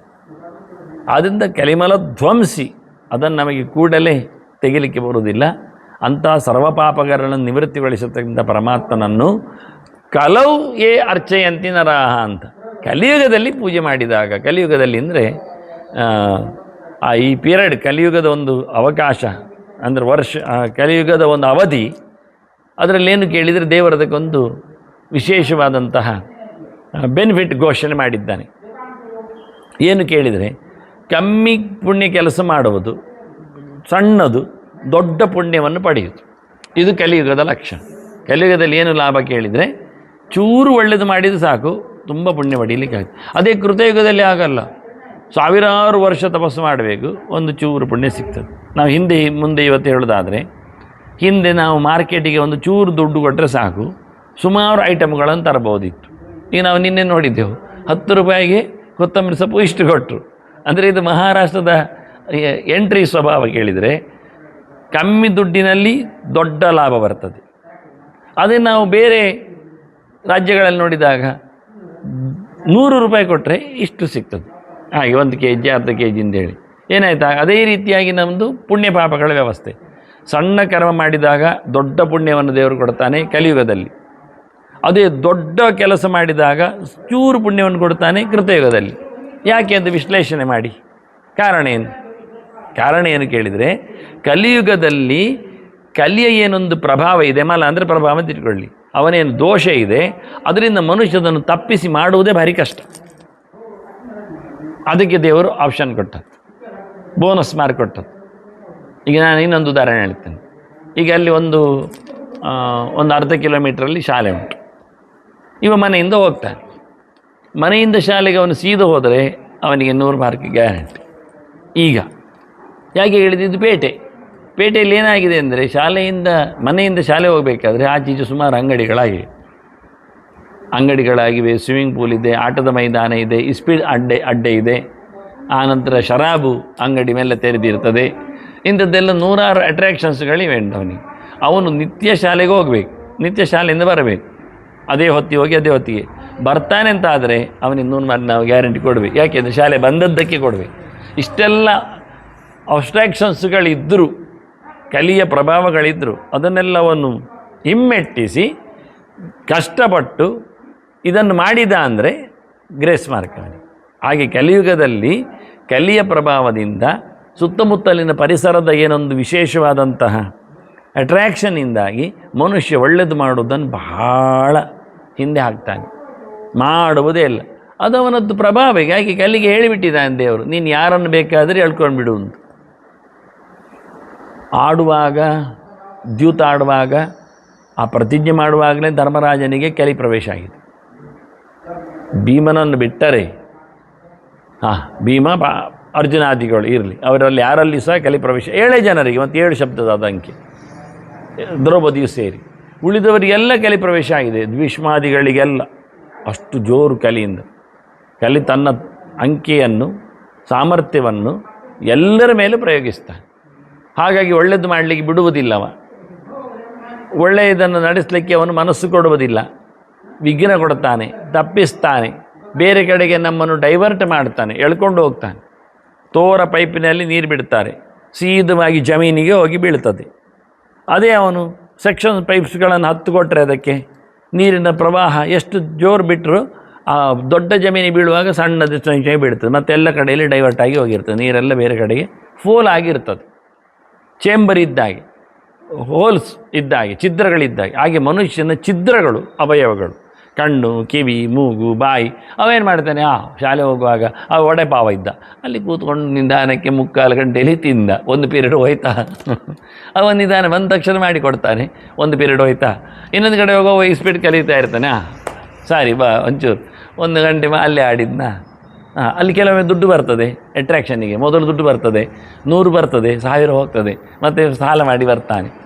ಹೀಗೆ ಡೈವರ್ಟ್ ಆಗ್ತಾ ಮೈನ್ ಪೈಪಲ್ಲಿ ನೀರು ಕಮ್ಮಿ ಆಗ್ತದೆ. ಇದನ್ನು ಗುರುತಿಸಿ ದೇವರು ಹೇಳ್ತಾರೆ, ನೀನು ಸೀದಾ ಬಂದು ಹೋದದ್ದಕ್ಕೆ ನಾನು ಜಾಸ್ತಿ ಮಾರ್ಕ್ ಕೊಡ್ತೇನೆ ಅಂತ. ಇಲ್ಲಿ ಹೋಗದೇ ಇದ್ದದ್ದಕ್ಕೆ ಮಾರ್ಕ್ ಉಂಟು, ಅಲ್ಲಿ ಹೋಗದೇ ಇದ್ದದ್ದಕ್ಕೆ ಮಾರ್ಕ್. ಅದನ್ನು ಕಲಿಯುಗದಲ್ಲಿ ಚೂರು ಕೆಲಸ ಮಾಡಿ ದೊಡ್ಡ ಪುಣ್ಯ ಕೊಡ್ತೇನೆ ಅಂತ ಆಪ್ಷನ್ ಕೊಟ್ಟು, ಇದಕ್ಕೆ ಕೆಲವರೆಲ್ಲ ಅಪ್ಲಿಕೇಶನ್ ಹಾಕಿದ್ರು ಕೂಡಲೇ. ಭಾರಿ ಒಳ್ಳೆಯದಾಯಿತು ಮಾರ್ರೆ, ಬೇಗನೆ ನಾವು ಇದು ಮಾಡ್ಬೋದು, ಸಾಧನೆ ಮಾಡಿ ಪುಣ್ಯ ಸಂಪಾದನೆ ಮಾಡಿ ಚೂರೇ ಕೆಲಸ ಮಾಡಿದರೆ 1 ವರ್ಷ ತಪಸ್ಸು, 1 ವರ್ಷ ತಪಸ್ಸು ಮಾಡಿದರೆ ಅವನಿಗಿಷ್ಟು ಗ್ರೇಸ್ ಮಾಡಿಕೊಡ್ತಾರೆ. 1 ವರ್ಷ ವ್ರತ ಮಾಡಿದರೆ ಇಷ್ಟ ಆಗ್ತದೆ. ಹೇಳಿಕೊಂಡು ಎಲ್ಲರೂ ಸಹ ನಾನು ಬರ್ತೇನೆ ಅಂತ ಕಲಿಯುಗ ಈ ಜನ ಬರಲಿಕ್ಕೆ ಜಾಸ್ತಿ ಆಗಲಿಕ್ಕೆ ಕಾರಣ ಆಗಿ ಕಲಿಯುಗದಲ್ಲಿ ಬೇಗ ಕಮ್ಮಿ ಪೀರಿಯಡಲ್ಲಿ ಜಾಸ್ತಿ ಪಡೀಲಿಕ್ಕೆ ಉಂಟಂತ ಅವ್ರಿಗೆ ಗೊತ್ತಿಲ್ಲ ಎಷ್ಟು ಕಷ್ಟ ಆಗ್ತದೆ ಅಂತ. ಚೂರು ಮಾಡಲಿಕ್ಕೆ ಆಗೋದಿಲ್ಲ, ಇಲ್ಲಿ ತೊಂದರೆ ಆಗ್ತದೆ. ನಾವು ನೋಡಿ ಎಷ್ಟು ಕಷ್ಟಪಟ್ಟು ನೀರು ಹುಡುಕಬೇಕೇ ನೋಡು. ಅವ ಹೇಳಿದಷ್ಟೇ ಸ್ನಾನ ಮೂಲ ಕ್ರಿಯಾ ಸರ್ವ ಅಂದುಬಿಟ್ಟ. ಮೀಯುವ ಮೂಲಕ ಎಲ್ಲವನ್ನು ಸಂಪಾದನೆ ಮಾಡ್ಬೋದು. ಅವ ಮೀಲಿಕ್ಕೆ ಬಿಡುವುದಿಲ್ಲ, ಅಲ್ಲೇ ಸೋಲಿಸ್ತಾರೆ ನಮ್ಮನ್ನು. ಇಲ್ಲಿ ಒಂದೊಮ್ಮೆ ಸರ್ಕ್ಯುಲರ್ ಕಳಿಸಿದ್ದೆ ಅಂತ ಮಾಡ್ತೀರಿ, ಈಗ ಬಾವಿ ತೊಡಲಿಕ್ಕೆ ಇಲ್ಲ ಅಂತ. ಈಗ ಬೆಂಗಳೂರಲ್ಲಿ ಹೇಳಿಬಿಟ್ಟಿದ್ದಾರೆ ಅವರು, ಯಾರು ಬಾವಿ ತೊಡಲಿಕ್ಕೆ ಇಲ್ಲ, ನೀರು ಬರೋದು ಇಲ್ಲ, ತೊಡಲಿಕ್ಕಿಲ್ಲ, ನಾವು ಕೊಟ್ಟ ನೀರನ್ನು ನೀವು ಕುಡಿಬೇಕು. ಸರಿ ನೀವು ಕೊಡಿ ಹೇಳ್ತೇವೆ, ಆಯ್ತು ನಾವು ಕಾವೇರಿಯಿಂದ ತರಿಸ್ತೇವೆ, ನಾವು ಅಲ್ಲಿಂದ ತರಿಸ್ತೇವೆ ಅಂತಾರೆ. ಅಲ್ಲಿಲ್ಲಾದರೆ ಒಂದು ಕೆಲಸ ಮಾಡ್ತಾರೆ ಅವರೆಂತ, ಎಲ್ಲ ಲಾಡ್ಜ್ಗಳಿಗೆ ಹೇಳಿಬಿಟ್ಟಿದ್ದಾರೆ ನೀವು ರೀಸೈಕಲ್ ವ್ಯವಸ್ಥೆ ಮಾಡಿ ನೀರನ್ನು ಮಾಡಬೇಕು ಅಂತ. ರೀಸೈಕಲ್ ವ್ಯವಸ್ಥೆ ಮಾಡೋದು ಏನರ್ಥ? ಅವರು ಹಾಕಿದ ಉಗುಳಿದ ತೊಳೆದ ನೀರುಗಳನ್ನೇ ಮತ್ತು ಪ್ಯೂರ್ ಮಾಡಿ ಅದಕ್ಕೆ ಕಳಿಸ್ತಾರೆ. ಎಲ್ಲ ಊಟಕ್ಕೊಂದು ಬಿಟ್ಟು ಡೊಮೆಸ್ಟಿಕ್ ಪರ್ಪಸ್ ಒಂದು ಇಲ್ಲ ಹೇಳ್ತಾರೆ ಅವರು. ಕುಡಿಲಿಕ್ಕೆ ಒಂದು ಮಾತ್ರ ಪ್ಯೂರ್ ವಾಟರ್, ಮತ್ತು ಎಲ್ಲದಕ್ಕೂ ಇಡೀ ಲಾಜಿನವರು ಎಲ್ಲರೂ ಉಪಯೋಗಿಸಿದ ಎಲ್ಲ ಪ್ರಕಾರದ ನೀರುಗಳಿಗೂ ಮತ್ತು ರೀಸೈಕಲ್. ಇದೀಗ ಆಲ್ರೆಡಿ ಆಗಿದೆ ದೇಶದಲ್ಲಿ. ನಾವು ಬಟ್ಟೆ ಒಳಗಿದ್ದದ್ದು, ತಟ್ಟೆ ತೊಳೆದದ್ದು, ಉಗುಳಿದ್ದು ಎಲ್ಲ ಯಾರ್ಯಾರದ್ದು ಏನೇನದ್ದು ಅದನ್ನು ಪ್ಯೂರ್ ಮಾಡಿ ನೀರನ್ನು ರೀಸೈಕಲ್ ಮಾಡಿ ಆ ಅತ್ಯಂತ ಗಲೀಜಾಗಿ ಅದರಲ್ಲಿ ಬರತಕ್ಕದ್ದನ್ನು ಅಲ್ಲೇ ಗಾರ್ಡನಿಗೆ ಮಾಡಲಿ ಹಾಕಲಿಕ್ಕೆ. ಅದು ಸಹ ನೀವು ಹೊರಗೆ ಹಾಕಲಿಕ್ಕಿಲ್ಲ, ಯಾಕೆ ಅವರ ಗಾರ್ಡನಿಗೆ ನೀರಿಲ್ಲ, ಮತ್ತು ಆ ಗಲೀಜಿ ನೀರು ಅವರಿಗೆ ಗಾರ್ಡನಿಗೆ. ಇದು ಕಲಿಯುಗದ ಅವಸ್ಥೆ. ನದಿಗಳು ಬತ್ತಿ ಹೋಗಿದ್ದಾವೆ, ನದಿಗಳಿಗೆ ಕಾರ್ಖಾನೆಗಳ ನೀರನ್ನು ಹಾಕಿ ಮೈಲಿಗೆ ಮಾಡ್ತಾರೆ, ಇದು ಡ್ರೈನೇಜ್ ಕಳಿಸಿ ಹಾಳು ಮಾಡ್ತಾರೆ. ಇದರಿಂದ ತೀರ್ಥಸಾರಃ ತಥೋಗತಃ, ಮೇಲಿಕ್ಕೆ ನಮಗೆ ತೀರ್ಥವೇ ಇಲ್ಲ, ತೀರ್ಥದಲ್ಲಿ ಶುದ್ಧಿ ಇಲ್ಲ. ಕಲಿಯುಗದಲ್ಲಿ ಏನು ಸಾಧನೆ ಮಾಡ್ತೀರಿ ಈಗ ಕೇಳಿದ್ದು? ತಿನ್ನಲಿಕ್ಕೆ ಫರ್ಟಿಲೈಸರ್ಗಳು ಶುದ್ಧ ಇಲ್ಲ, ಬೇಡದಿದ್ದದ್ದನ್ನು ಹಾಕ್ತಾರೆ. ನಮ್ಮ ಮನೆಗೆ ಒಬ್ಬ ಬಂದಿದ್ದು ಒಂದು ಸರ್ತಿ, ತೆಂಗಿನಕಾಯಿ ಮರ ನೋಡಿ ಎಲ್ಲ ಹೇಳಿದ, ನಿಮಗೆ ಒಳ್ಳೆ ಫಲ ಬರ್ತದೆ, 2 ವರ್ಷದಲ್ಲಿ 10 times ಮೋರ್ ಫಲವನ್ನು ಪಡೀಲಿಕ್ಕೆ ಆಗ್ತದೆ, ಇಲ್ಲಿ ಇದಕ್ಕಿಂತ ನಿಮಗೆ 10 ಪಾಲು ಕೊಡ್ತದೆ ಅಂತ ಗೊಬ್ಬರ ಎಲ್ಲ ನಾವು ಹಾಕಿ ಕೊಡ್ತೇವೆ. ಒಂದೇ ಸರ್ತಿ ಹಾಕಿದರೆ ಆಯಿತು, ಒಂದೊಂದು ತೆಂಗಿನ ಕಟ್ಟೆಗೆ ಒಂದು 250 ರೂಪಾಯಿ ಅಂತ ನೀವು ಕೊಟ್ಟರೆ ಆಯಿತು, ನಾವು ಕೆಲಸ ಮಾಡೋದೆಲ್ಲ ನಾವೇ ಗೊಬ್ಬರ ಸೇರಿ ಹಾಗೀಗೆ ಅಂತ 10-20 ಮರಗಳನ್ನೆಲ್ಲ ಲೆಕ್ಕ ಮಾಡಿ ನೋಡಿದ. ನಾವು ಒಂದು ವಿಷಯ ನಾನೊಂದು ಮಾಡಿದೆ, ನನಗೆ ಟೆಸ್ಟ್ ಮಾಡಲಿಕ್ಕೆ ಇರ್ತದೆ, ಮರದ ಹಣ್ಣಿನ ವ್ಯವಸ್ಥೆಯಲ್ಲಿ ಅಲ್ಲ, ನನಗೆ ಫರ್ಟಿಲೈಸರ್ ಬಗ್ಗೆ ಟೆಸ್ಟ್ ಮಾಡಲಿಕ್ಕೆ ಇರ್ತದೆ. ಅದು ಒಂದು ಮರಕ್ಕೆ ಹಾಕಿ ಹೋಗಿ ನೋಡುತ್ತೇನೆ ನಾನು, ಮತ್ತು ನಿಮಗೆ ಆರ್ಡರ್ ಕೊಡ್ತೇನೆ ಹೇಳಿದೆ. ಆಯಿತು, ಒಂದು 250 ರೂಪಾಯಿ ಅವನಿಗೆ ನಾನು ಅಡ್ವಾನ್ಸ್ ಮಾಡಿದ್ದೆ, ನಾನು ಇರಲಿಲ್ಲ, ಕೊಟ್ಟು ಹೋಗಿದ್ದೆ. ಹಾಕಿ ಹೋಗಿದ್ದಾನೆ ವಾರದಲ್ಲಿ, ವಾಸನೆ ಮಯ, ಅದರಿಂದ ಮೀನಿನ ಗೊಬ್ಬರ ಎಲ್ಲ ಸೇರಿದೆ ಅಂತ ಹೇಳಿದ. ಕೊನೆ ಕೇಳಿದ್ದಕ್ಕೆ ಅವ ಅಂಥದ್ದೆಲ್ಲ ನಾವು ಹಾಕುವಂಥದ್ದು ಹೇಳಿದ. ಎಂಥ ಮೀನು ಎಂಥದ್ದು ಗೊತ್ತಿಲ್ಲ, ಯಾರದ್ದು ವೇಸ್ಟೇಜ, ಯಾವ ನಮೂನೆಯ ಅರ್ಥ ಆಗುವುದಿಲ್ಲ. ಬೇಡ ಹೇಳಿದ, ಅಂಥ ಹಣ್ಣು ತಿನ್ನುವುದು ಬೇಡ, ನಾವು ಆ ನಮೂನೆ ಇರುವುದು ಬೇಡ, ಭಯಂಕರ ವಾಸನೆಯ ಹೇಸಿಗೆ. ಅಂದರೆ ಅವನಿಗೆ ಯಾವುದು ವೇಸ್ಟ್ ಆಗಿದೆ ಬಿಸಾಡಿದ್ದು ಅದನ್ನು ಗೊಬ್ಬರ ಅಂತೇಳಿ ಇಲ್ಲಿ ತಾಗಿಸಿ ನಮ್ಮನ್ನು ಅವರು ಮೋಸ ಮಾಡು. ಒಂದು ಕಡೆಯಲ್ಲಿ ಸುಮಾರು ಇದಕ್ಕಿಂತ ಅರ್ಧವಾಸಿ ಹೊಂಡ, ತೆಂಗಿನ ಮರಕ್ಕೆ ಹೊಂಡ ಅಗಲ 10x10 ಏನು ಮಾಡಿದ್ದಾರೆ. 10 ನಿಜವಾಗಿ ಮಾಡೋದು 4:4, 4ಕ್ಕೆ 4 ಮಾಡೋದು ತೆಂಗಿನಕಾಯಿದ್ದು. ಇವರು 10 ಹೊಂಡ ಮಾಡಿ ತೆಂಗಿನಕಾಯಿ ನೆಟ್ಟಿದ್ದಾರೆ. ನಾನು ಕೇಳಿದೆ, ಇದಕ್ಕೆ ತುಂಬಿಸೋದಾದರೆ ಎಲ್ಲಿಂದ ಅಂತ. ಬರುವ ತಿಂಗಳು ನೋಡಿ ಆಚಾರ್ಯ ಹೇಳುತ್ತೇನೆ ಅಂತ. ಒಂದು ಊಟದ ವ್ಯವಸ್ಥೆ, ನಿತ್ಯ ನಿರಂತರ ಊಟದ ವ್ಯವಸ್ಥೆ, ಅಲ್ಲಿ ಸಾವಿರಾರು ಜನರಿಗೆ ಊಟ, ಅಷ್ಟು ಎಲೆ ಅದರಲ್ಲಿ ತೆಗೆದ ತ್ಯಾಜ್ಯಗಳನ್ನೆಲ್ಲ ಇಲ್ಲಿ ಒಂದು ಅಡ್ಡಕ್ಕೆ ಹಾಕೋದು. ಹಾಗೆ ಅವನು 24 ಹೊಂಡ ಮಾಡಿದ್ದಾನೆ, 24-30 ದಿನಕ್ಕೊಂದು ಹೊಂಡಕ್ಕೆ ಬಂದು ಬೀಳ್ತದೆ ಲಾರಿಯಲ್ಲಿ. ಎಂತ ಆಗಿದೆ, ಇದಕ್ಕಿಂತ ಅಗಲಾಗಿದೆ ತೆಂಗಿನ ಮರದ ಕಾಂಡ. ಇವತ್ತು ನೋಡ್ಬೋದು ಹಾಗೆ ಮಾಡಿದ ರೀತಿ. ಒಂದೊಂದು ಮುಖ್ಯ ಪುರಾಣ ಸನ್ನಿಧಿಗೆ ಬೊಂಡಾಭಿಷೇಕ ಎಷ್ಟಿರ್ತದೆ, 1000 ಗಟ್ಟಲೆ ಇರ್ತದೆ. ಆ ಬೊಂಡಗಳ ಕತೆ ಅಂತೂ ಎಲ್ಲಿ ಹಾಕಬೇಕು ಅದನ್ನು? ಹೊಂಡಕ್ಕೆ ಹಾಕಿ ಗೊಬ್ಬರದ ಕತೆ ಹೇಗೆ? ನಿಜವಾಗಿ ಅಲ್ಲಿಯ ಗೊಬ್ಬರದಲ್ಲಿ ನಾವು ಪೆಟ್ರೋಲ್ ತೆಗಿಬೋದೇನು? ಅದು ಕೊಳೆತು ನಾರಿ ಸುಮಾರು ವರ್ಷ ಆದಾಗ. ಇದು ಕಲಿಯುಗದ ಕತೆ ಅಂದರು. ಮನುಷ್ಯನ ತ್ಯಾಜ್ಯವೇ ಅವನನ್ನು ಮತ್ತೆ ತಿನ್ನಿಸ್ತದೆ ಗೊಬ್ಬರವಾಗಿ, ವಸ್ತುವಾಗಿ. ಶುದ್ಧತೆಯಲ್ಲಿ ಬಂತು. ಮನಸ್ಸು ಅವನು ಹೇಳಿದ್ದನು ವೇದ ಹೇಳ್ತದೆ ಹೇಗೆ ಒಂದು ಅನ್ನಮಶಿತಂ ತ್ರೇದಾ ವಿಧೀಯತೆ ಅಂತ ಉಂಡ ಆಹಾರ 3 ಆಗ್ತದೆ. ಒಂದು ಏನಾಗ್ತದೆ, ಅದರಲ್ಲಿರತಕ್ಕಂತಹ ಸ್ಥೂಲವಾದ ಭಾಗ ಮಲ ಆಗ್ತದೆ, ಅದರಲ್ಲಿದ್ದ ಮೃದುವಾದ ಭಾಗ ಮೈ ಮಾಂಸ ಆಗ್ತದೆ, ಅದರಲ್ಲಿದ್ದ ಸೂಕ್ಷ್ಮವಾದ ಭಾಗ ಮನಸ್ಸಾಗ್ತದೆ ಅಂದರು. ನಾವು ಸೂಕ್ಷ್ಮವಾದ ಪದಾರ್ಥವನ್ನು ಹೆಚ್ಚು ಒತ್ತು ಕೊಟ್ಟು ತಿನ್ನಬೇಕಾ ಅಥವಾ ಮಲದ ಫ್ಯಾಕ್ಟ್ರಿ ಆಗುವ ಹಾಗೆ ನಾವು ಮಾಡಿಕೊಳ್ಬೇಕಾ? ಸ್ಥೂಲವಾದದ್ದು ಬ್ಯಾಡದಿದ್ದತ್ತು ಅದನ್ನು ತಿನ್ನಬಾರದು ಅಂತ ಹೇಳಲಿಕ್ಕೆ ಕಾರಣವರಂಥ ಕೆಲವು ಪದಾರ್ಥಗಳು ಅದು ಉಪಯೋಗ ಇಲ್ಲ ಮನಸ್ಸಿಗೆ ಮತ್ತು ಮೈಗೂ ಬೇಡ ಮನಸ್ಸಿಗೂ ಬೇಡ, ಅದು ಮಲಕ್ಕೆ ಆಗುವಂಥದ್ದು. ಹೀಗೆ ತಿನ್ನುವಂಥದ್ದು ಕುಡಿಯುವಂಥದ್ದು ಎಲ್ಲದರಲ್ಲಿಯೂ ಶುದ್ಧತೆಯನ್ನು ಕಾಪಾಡಿಕೊಳ್ಳಿ ಹೇಳೋದು ಯಾಕೆ ಹೇಳಿದರೆ, ತಿನ್ನುವುದರಲ್ಲಿಯೂ ಕುಡಿಯೋದ್ರಲ್ಲಿಯೂ ಇದೇನಾಗ್ತದೆ, ಆಹಾರ ಶುದ್ಧವು ಸತ್ವಶುದ್ಧಿ, ಸತ್ವಶುದ್ಧವು ಧ್ರುವ ಸ್ಮೃತಿ ಅಂತ. ಊಟ ಚೆನ್ನಾಗಿ ಆದರೆ ಒಳ್ಳೆಯದಾಗಿರತಕ್ಕಂಥ ಮನಸ್ಸು, ಒಳ್ಳೆಯ ಮನಸ್ಸಿದ್ದರೆ ಒಳ್ಳೆಯ ವಿಷಯಗಳ ಗ್ರಹಣ. ಅದೇ ಕೆಲವರಿಗೆ ನಾವು ನೋಡಿದೆವು ಲೋಕದಲ್ಲಿ ಇದ್ದವರಿಗೆಲ್ಲ ಕೋಪ ಆಕ್ರೋಶ, ಅದೆಲ್ಲ ಯಾಕೆ ಕೃಷ್ಣ ಹೇಳಿದೆನು ಎಂತ ತೀಕ್ಷ್ಣ ರೂಕ್ಷ ವಿದಾಹಿನಃ ಅಂತ. ಅವರು ಭಯಂಕರ ಕಟ್ಟಗೆ ಮತ್ತು ಭಯಂಕರ ಬಿಸಿಯಾದದ್ದನ್ನೆಲ್ಲ ಬೇಡದಿದ್ದದ್ದನ್ನು ತಿನ್ನಲಿಕ್ಕೆ ಹೋಗಿ ರಾಜಸ ತಾಮಸವಾದ ಆವೇಶ ಅವರಿಗೆ, ತಿಂದು ಕೋಪ ಆಟೋಪ ಇದನ್ನೇ ಮಾಡೋದು. ಆದ್ದರಿಂದ ಸಾತ್ವಿಕ ಆಹಾರವನ್ನು ಹೇಳಿದ್ದು ಯಾಕೆ ಹೇಳಿದರೆ ಸಾತ್ವಿಕವಾದ ಚಿಂತನೆ ಬರ್ತದೆ, ಹಾಗೆ ಬೆಳೀಲಿಕ್ಕೆ ಆಗ್ತದೆ. ಅಂದ ಕಲಿಯುಗದಲ್ಲಿ ಸಾತ್ವಿಕಕ್ಕೆ ಬೆಲೆ ಇಲ್ಲ, ರಾಜಸೆಯಲ್ಲಿಯೂ ಅಲ್ಪ, ತಾಮಸಗಳೇ ಜಾಸ್ತಿ, ಬಾಯಿಗ ಅಂತ. ನಾವೀಗ ನೋಡಿ ಸಾಹೇಬರ ಮಧ್ಯದಲ್ಲಿ ಕೂತ್ಕೊಂಡು ಸಾಧನೆ ಮಾಡಲಿಕ್ಕೆ ಹೋಗಬೇಕು, ನಡೀಲಿಕ್ಕೆ ಆಗ್ತದ? ಎಸಿತಾರೆ, ಬಿಸಾಡ್ತಾರೆ, ಗಲೀಜು ಮಾಡ್ತಾರೆ, ಉಗುಳುತ್ತಾರೆ, ಹೋಗಲಿಕ್ಕೆ ಬರುವುದಿಲ್ಲ, ಹಾಗೆ ಮಾಡ್ತಾರೆ. ಯಾಕೆ ಕಾರಣ ಆಯಿತು? ಹೇಗಾಯಿತು? ಕಲಿಯುಗದ ಪ್ರಭಾವ. ಆದ್ದರಿಂದ ಕೃಷ್ಣ ಹೇಳ್ತಾನೆ, ದೇವರು ಹೇಳ್ತಾರೆ, ಬರ್ತೀಯ ಕಲಿಯುಗಕ್ಕೆ ಮಾರ್ಕ್ ಜಾಸ್ತಿ ಉಂಟು, ಮಾಡ್ತೀಯ ಕೆಲಸ ಆಗೋದಿಲ್ಲ, ಒಂದು ದಿನದಲ್ಲೇ ಸೋತು ಹೋಗ್ತಾರೆ. ಸುತ್ತಮುತ್ತಲಿನವರೇ ಬಿಡುವುದಿಲ್ಲ, ಪರಿಸರ ಚೆನ್ನಾಗಿಲ್ಲ, ಪ್ರಭಾವ ನೆಟ್ಟಗಿರುವುದಿಲ್ಲ, ನಮ್ಮನ್ನು ಫೋರ್ಸ್ ಮಾಡ್ತಾರೆ, ಯಾರು ಮಾಡಲಿಕ್ಕೆ ಬಿಡುವುದಿಲ್ಲ. ಒಬ್ಬ ಪ್ರಹ್ಲಾದ ಇದ್ದ, ಹಿರಣ್ಯಕಶಿಪುವಿನ ದರ್ಬಾರು, ಎಲ್ಲ ರಾಕ್ಷಸರು ಸರಿ ಮಾಡಿದನು, ಹಿರಣ್ಯಕಶಿಪುವೇ ಸೋತ. ಇವತ್ತು ಒಬ್ಬ ಪ್ರಹ್ಲಾದನನ್ನು ಉಳಿಸಿಕೊಳ್ಳಲಿಕ್ಕೆ ನಮಗೆ ಆಗುವುದಿಲ್ಲ. ಎಲ್ಲ ಹಿರಣ್ಯಕಶಿಪುಗಳದ್ದೇ ದರ್ಬಾರ ಆಗಿರುತ್ತದೆ. ದುಡ್ಡಿನ ಶ್ರೀಮಂತರದ್ದೇ ಮೇಲುಗೈ, ಅವರದ್ದೇ ಕುಡಿತ, ಅವರದ್ದೇ ಕುಣಿತ. ಹೀಗಾಗಿ ಕಲವು ಯೇ ಅರ್ಚಯಂತಿ ನಿತ್ಯಂ ನರಾಹ ಅಂತ. ನಿತ್ಯಂ ನರಾಹ ಕಲವು ಅರ್ಚಯಂತಿ. ಕಲಿಯುಗದಲ್ಲಿ ಪ್ರತಿನಿತ್ಯವೂ ಯಾರು ದೇವರ ಪೂಜೆ ಮಾಡ್ತಾರೆ ಅವರು ನಾವು ಪಾಸ್ ಮಾಡ್ತೇವೆ, ಅವರಿಗೆ ಮಾರ್ಕೊಡ್ತೇವೆ.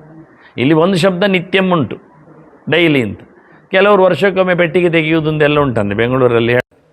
ಕಾರಣವೇ ಹೇಳ್ತಾರೆ, ಪುರುಸೊತ್ತಿಲ್ಲ ಹೇಳ್ತಾರೆ, ಮತ್ತು ನೀರಿಲ್ಲ ಹೇಳ್ತಾರೆ ಅವರು, ಶುದ್ಧ ನೀರಿಲ್ಲ ಅಂತ. ಅಂದರೆ ದೇವರಿಗೆ ಶುದ್ಧ ನೀರು ಬೇಕಂದ್ರೆ ಇವರಿಗೆ ಬೇಡ. ದೇವರಿಗೆ ಯಾಕೆ ಶುದ್ಧ ನೀರು? ದೇವರು ಯಾವತ್ತೂ ಶುದ್ಧನೇ, ಪವಿತ್ರಾಣ ಪವಿತ್ರಮ್ಯ ಅಂತ. ದೇವರು ಮೈಲಿಗೆ ಆಗುವುದಿಲ್ಲ, ಮೈಲಿಗೆ ಆಗುವುದು ನಾವು. ಕೆಟ್ಟ ನೀರು ಕುಡಿದ್ರೆ ಮೈಲಿಗೆ ಆಗುವುದು ನಾವು ಹೊರತು ದೇವರಿಗೆ ಕೆಟ್ಟ ನೀರು ನಾನು ಅಭಿಷೇಕ ಮಾಡಿದ್ದೇನೆ ದೇವರ ಮೇಲೆ ಯಾರು ಹೇಳ್ತಾರ? ಸೂರ್ಯಗೆ ನಾವು ಅರ್ಘ್ಯವನ್ನು ಹಾಳು ನೀರಲ್ಲಿ ಕೊಟ್ಟಿದ್ದೇನೆ, ಇವತ್ತು ಸೂರ್ಯ ಮೈಲಿಗೆ ಮಾರೆ ಕಪ್ಪಾಗಿದ್ದೇನೆ, ಯಾಕೆ ನಾವು ಹಾಳು ನೀರು ಕೊಟ್ಟಿದ್ದೆ ಹೇಳ್ತಾರೆ. ನಾವು ಒಳ್ಳೆಯದನ್ನು ಕೊಟ್ಟರೆ ನಮಗೆ ಒಳ್ಳೆಯದಾಗುವುದು ಅವನಿಗಲ್ಲ. ಜನರು ತಿಳ್ಕೊಂಡಿದ್ದಾರೆ, ವಿರುದ್ಧ ತಿಳ್ಕೊಂಡಿದ್ದಾರೆ. ಮಡಿ ಯಾರಿಗೆ ಮೈಲಿಗೆ ಯಾರಿಗೆ ಗೊತ್ತಿಲ್ಲ. ದೇವರು ನಮ್ಮಿಂದ ಏನು ಮೈಲಿಗೆ ಆಗುವುದಿಲ್ಲ. ಕೆಲವೊಮ್ಮೆ ಹೇಳ್ತಾರೆ, ಇಲ್ಲಿ ಬಿಂಬ ಅಶುದ್ಧ ಆಗಿದೆ, ಹೇಳಿ ಬಿಂಬ ಅಶುದ್ಧ ಆಗೋದು ಹೇಗೆ? ನಾವು ಅಶುದ್ಧರಾಗಿದ್ದರೆ ಬಿಂಬ ಅಶುದ್ಧ ಆಗ್ತದೆ. ಹೇಳ್ತಲ್ಲ, ಪರಿಸರ ಹಾಳಾಗಿದೆ ಮಾರೇರೆ. ಪರಿಸರ ಯಾಕೆ ಹಾಳಾಗೋದು? ನೀರೆಲ್ಲ ವಾಸನೆ ಬರ್ತದೆ. ಯಾಕೆ ವಾಸನೆ ಬರ್ತದೆ? ನೀರು ಮರಳೆದ್ದಲ್ವ, ಯಾಕೆ ವಾಸನೆ ಬಂತು? ನೀವು ಗಲೀಜು ಬಿಟ್ರಿಯಾ, ಅದು ವಾಸನೆ, ನಿಮ್ಮದು ತಪ್ಪು. ಮನುಷ್ಯ ಅದಕ್ಕೆ ಒರೆಸೋದು ಪರಿಸರಕ್ಕೆ. ನೀರು ಹಾಳಾಗಿದೆ ಮಾರೇರೆ, ನಾವೆಂತ ಮಾಡೋದು? ನೀವೇ ನೀರು ಹಾಳು ಮಾಡಿದ್ದಲ್ವ. ಗಾಳಿ ಹಾಳಾಗಿದೆ, ನೀವೇ ಗಾಳಿ ಹಾಳು ಮಾಡಿದ್ದು, ಕಾರ್ಖಾನೆ ಗಾಳಿ ಗಳಿಸಿ ಫರ್ಟಿಲೈಸರ್ ಹಾಕಿ ನೀವೇ ಆಹಾರ ಹಾಳು ಮಾಡಿದ್ದು, ಅನ್ನ ಹಾಳು ಮಾಡಿದ್ದು. ಅಂದರೆ ಎಲ್ಲ ಹಾಳು ಮಾಡಲಿಕ್ಕೆ ಕಾರಣ ನೀವೇ. ಆದ್ದರಿಂದ ಹಾಳಾದದ್ದು ಯಾರು? ಪರಿಸರ ಅಲ್ಲ, ನೀವು. ಆ್ಯಂಡ್ ಪೊಲ್ಯೂಷನ್ ಎಲ್ಲಿ ಹೇಳೋದು? ಏರ್ ಪೊಲ್ಯೂಷನ್, ವಾಟರ್ ಪೊಲ್ಯೂಷನ್ ಎಲ್ಲಿ ಹೇಳೋದಲ್ಲ, ಮೈಂಡ್ ಪೊಲ್ಯೂಷನ್ ಮೊದಲು ಹೇಳಿ. ಮನುಷ್ಯನ ಮಂಡೆ ಹಾಳಾಗಿದೆ. ಹಿಂದಿನವರೆಲ್ಲ ಕಾಡಿಗೆ ಹೋಗಿ ಒಂದಕ್ಕೆ ಎರಡಕ್ಕೆ ಮಾಡಿ ಬರ್ತಿದ್ರು, ಮರ ಗಿಡಗಳಲ್ಲಿ ಚೆನ್ನಾಗಿ ಬದುಕ್ತಿದ್ದವು. ಈಗ ಅದೆಲ್ಲ ಬೋಲ್ಡ್ ಮಾಡಿಕೊಂಡವ ಹೊಂಡಕ್ಕೆ ಹಾಕಿ ಅದನ್ನು ಸಮುದ್ರಕ್ಕೆ ನದಿಗೆಲ್ಲ ಬಿಡ್ತಾನೆ. ಹಾಳು ಮಾಡಿದ್ದೆ ನದಿಯನ್ನು, ಅದೇ ನೀರನ್ನು ಪಂಪ್ ಮಾಡ್ತಾನೆ, ಮತ್ತೆ ಡ್ಯಾಮ್ ಕಟ್ಟಿ. ಹಾಳು ನೀರನ್ನು ಅವನೇ ಕುಡಿತಾನಲ್ಲ, ಅವನೇ ಹಾಳು ಮಾಡಿದ್ದಲ್ಲ. ಆದ್ದರಿಂದ ಪ್ರತಿನಿತ್ಯ ಭಗವಂತನ ಸೇವೆ ಮಾಡುವಂಥ ಭಾಗ್ಯವನ್ನು ಪಡೆದು ಬರಬೇಕು. ಅದಕ್ಕೆ ಪ್ರಯತ್ನಿಸಬೇಕು. ಆದ್ದರಿಂದ ಊರಿನಲ್ಲಿ ಈಗ ಕಾಡು ಸಿಗುವುದಿಲ್ಲ. ಹಿಂದೆ ಊರು ಪೂರ ಕಾಡೇ ಆಗಿತ್ತು. ಆಗ ತಪಸ್ವಿಗಳಿದ್ದರು, ಹರಿಯುವ ನೀರನ್ನು ಕುಡಿತಿದ್ರು, ಆಗುವ ಹಣ್ಣನ್ನು ತಿಂತಿದ್ರು. ಇವತ್ತು ಯಾರು ಹರಿಯುವ ನೀರಿಗೆ ಬಾಯಿ ಕೊಡ್ತಾರೆ? ಹರಿಯುವ ನೀರಿಗೆ ಬಾಯಿ ಕೊಟ್ಟರೆ ಹಾಳಾಗ್ತಾನವ, ಜ್ವರ ಬರ್ತದೆ, ಕಾಯಿಲೆ ಬರ್ತದೆ, ಅಷ್ಟು ಹಾಳಾಗಿದೆ. ಬೆಳೆದ ಹಣ್ಣು ತಿನ್ನಲಿಕ್ಕೆ ಅವನಿಗೆ ಆಗುವುದಿಲ್ಲ. ಬೆಳೆದ ಹಣ್ಣಿನಲ್ಲಿ ಫರ್ಟಿಲೈಸರ್ ಕೂತಿದೆ, ಅದು ಟೇಸ್ಟ್ ಇಲ್ಲ. ಹೀಗಾಗಿ ಪ್ರತಿನಿತ್ಯ ಭಗವಂತನ ಪೂಜೆ ಮಾಡುವವ ಒಂದು. ಇನ್ನೊಂದು, ನಿತ್ಯಂ ಶಬ್ದವನ್ನು ದೇವರಿಗೂ ಅನ್ವಯ ಮಾಡಬಹುದು. ನಿತ್ಯನನ್ನು ಪೂಜೆ ಮಾಡುವವ ಅಂತ. ನಿತ್ಯೋ ನಿತ್ಯಾನಾಂ ಚೇತನಶ್ಚೇತನಾನಾಂ ಅಂತ ಭಗವಂತ ಪರಮನಿತ್ಯ. ನಾವು ಜೀವರು ನಿತ್ಯ ಅಲ್ವಾ? ನಾವು ನಿತ್ಯ ಹೌದು. ಆದರೆ ನಾವು ಭಗವಂತನಿಂದಾಗಿ ನಿತ್ಯ, ಬಿಂಬದಿಂದಾಗಿ ಪ್ರತಿಬಿಂಬಕ್ಕೆ ನಿತ್ಯತ್ವ ಬಂದದ್ದು. ಬಿಂಬ ಪ್ರತಿಬಿಂಬದ ಒಂದು ವಿಷಯ ಹೇಳುತ್ತಾನೆ. ಈಗ ಕನ್ನಡಿ ಇದೆ, ಕನ್ನಡಿಯಲ್ಲಿ ನಾವು ಮೋರೆಯನ್ನು ನೋಡುತ್ತೇವೆ. ಕನ್ನಡಿಯಲ್ಲಿ ಬಂದಿರತಕ್ಕ ಮೋರೆ ನಮ್ಮದು ಪ್ರತಿಬಿಂಬ, ನಾವು ಬಿಂಬ, ನಾವು ಒರಿಜಿನಲ್. ಅದು ನಮಗೆ ಕಂಡದ್ದು ಪ್ರತಿಬಿಂಬ. ಈಗ ನಮಗೆ ಪ್ರತಿಬಿಂಬವನ್ನು ಇಲ್ಲ ಮಾಡಬೇಕು. ಇಲ್ಲ ಮಾಡೋದು ಹೇಗೆ? ಪ್ರತಿಬಿಂಬ ಇಲ್ಲ ಮಾಡೋದು ಸುಲಭ. ಎಂತ? ಕನ್ನಡಿಯನ್ನು ಹೊಡೆಯುವುದು. ಈಗ ಪ್ರತಿಬಿಂಬ ಇಲ್ಲ, ಪ್ರತಿಬಿಂಬ ನಾಶ ಆಯಿತು. ಸರಿ, ಇನ್ನೊಂದು ಪ್ರಕಾರದಲ್ಲಿ ಪ್ರತಿಬಿಂಬವನ್ನು ಇಲ್ಲ ಮಾಡುವುದು ಹೇಗೆ ಅಂದರೆ ಕನ್ನಡಿಯನ್ನು ಆಚಿಡುವುದು, ಬಿಂಬದ ಎದುರು ತಪ್ಪಿಸುವುದು. ಈಗ ಪ್ರತಿಬಿಂಬ ಇಲ್ಲ ಅಂದರೆ ಬಿಂಬಕ್ಕೆ ಪ್ರತಿಬಿಂಬ ಇಲ್ಲ ಆಗುವುದು ಎರಡು ಪ್ರಕಾರದಿಂದ. ಒಂದು ಉಪಾಧಿ ನಾಶ. ದರ್ಪಣ ಅಂದರೆ ಉಪಾಧಿ ಅಂತ ಹೆಸರು, ಅದಕ್ಕೆ ಮಾಧ್ಯಮ ಅಂತ ಅರ್ಥ. ಪ್ರತಿಬಿಂಬ ಬೀಳಲು ಬೇಕಾಗಿರತಕ್ಕಂಥ ಒಂದು ವಸ್ತು ಮಾಧ್ಯಮ, ಉಪಾಧಿ. ಉಪಾಧಿ ಅದು ಕನ್ನಡಿ, ದರ್ಪಣ. ದರ್ಪಣ ನಾಶದಿಂದ ಪ್ರತಿಬಿಂಬ ನಾಶವನ್ನು ಹೇಳಬಹುದು. ಇನ್ನು ದರ್ಪಣ ಅಸನ್ನಿಧಾನದಿಂದ ಕನ್ನಡಿಯನ್ನು ಬದಿಗೆ ಸರಿಸುವುದರಿಂದ ಪ್ರತಿಬಿಂಬ ನಾಶವನ್ನು ಹೇಳ್ಬೋದು. ಈಗ ದೇವರು ಮತ್ತು ನಾವು ಬಿಂಬೋಸಿ ಪ್ರತಿಬಿಂಬೋಸ್ಮಿ ಹೇಳುವಂಥದ್ದು. ಈಗೇನು ಕೇಳುವ ಅಂದರೆ ಜೀವರು ಮತ್ತು ದೇವರು, ದೇವರ ಪ್ರತಿಬಿಂಬ ಜೀವ ಇದ್ದಾನೆ. ಈಗ ನಾವೇನು ಮಾಡುವ? ಇದು ಜೀವ ಪ್ರತಿಬಿಂಬ, ಇದು ದೇವರು ಬಲಕ್ಕೆ ಇತ್ತು ಅಂತ ತಿಳ್ಕೊಳ್ಳುವ. ಹಾಗಾಗಿ ದೇವರ ಪ್ರತಿಬಿಂಬನಾಗಿ ಜೀವ ಇರುವವ. ಕನ್ನಡಿ ಯಾವುದು ಕೇಳಿದರೆ ಜೀವನ ಲಿಂಗ ಶರೀರ, ಸ್ವರೂಪಭೂತವಾದದ್ದೇ ಶರೀರ. ಲಿಂಗ ಶರೀರ ಅಂದರೆ ಲಿಂಗಕ್ಕಿಂತಲೂ ಮೊದಲು ಸ್ವರೂಪ ಅವನದ್ದೇ, ಜೀವನದ್ದೇ ರೂಪ ಏನುಂಟು, ಸ್ವರೂಪ ಏನುಂಟು, ಅದೇ ಅವನಿಗೆ ಉಪಾಧಿ. ಅದರಿಂದ ಬೀಳ್ತಾ ಉಂಟು. ಈಗ ನಾವೇನು ಮಾಡುವ ಅಂದರೆ ಪ್ರತಿಬಿಂಬ ಬರಬಾರ್ದು ಹೇಳಿದರೆ ದೇವರನ್ನು ಇಲ್ಲ ಮಾಡಬೇಕು, ಬದಿ ಸರಿಸಬೇಕು. ಈಗ ಪ್ರತಿಬಿಂಬ ಇಲ್ಲ ಆಗ್ತದೆ ಅಂತ. ನಾವು ಕನ್ನಡಿಯಿಂದ ಆಚೆ ಹೋದರೆ ಪ್ರತಿಬಿಂಬ ಇಲ್ಲ ಆಗ್ತದೆ. ದೇವರನ್ನು ಆಚೆ ಮಾಡುವ, ದೇವರನ್ನು ಏಚೆ ಮಾಡೋದು ನೀವು.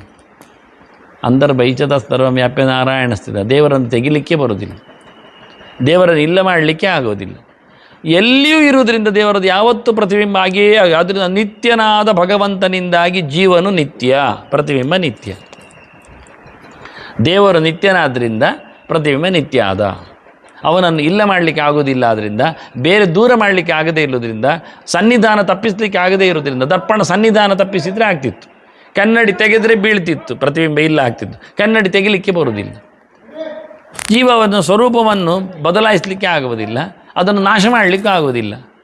ಅಂದರೆ ಸ್ವರೂಪಭೂತವಾದ ಜೀವನ ಉಪಾಧಿಯಲ್ಲಿ ದೇವರ ಪ್ರತಿಬಿಂಬನಾಗಿ ಅವ ಇರಲಿಕ್ಕೆ ಹೋಗಿ ಬಿಂಬಭಾವ ಪ್ರತಿಬಿಂಬ ಮಮೇವಾಂಶೋ ಜೀವಲೋಕೆ ಜೀವಭೂತ ಸನಾತನ ಅಂತ ಕೃಷ್ಣ ಅದನ್ನೇ ಹೇಳಿದ್ದು. ಎಲ್ಲರೂ ನನ್ನ ಜೀವರೇ ಇದ್ದಾರೆ, ಅವರೆಲ್ಲರೂ ನನ್ನ ಉಪಯೋಗದಲ್ಲಿದ್ದಾರೆ, ಅವರು ನನ್ನ ಪ್ರತಿಬಿಂಬರಾಗಿದ್ದಾರೆ. ಅಂದು ಪ್ರತಿನಿತ್ಯವೂ ಭಗವಂತನನ್ನು ನಾವು ನಮ್ಮ ಬಿಂಬನಾದವನ ಆರಾಧನೆಯನ್ನು ಮಾಡಬೇಕು.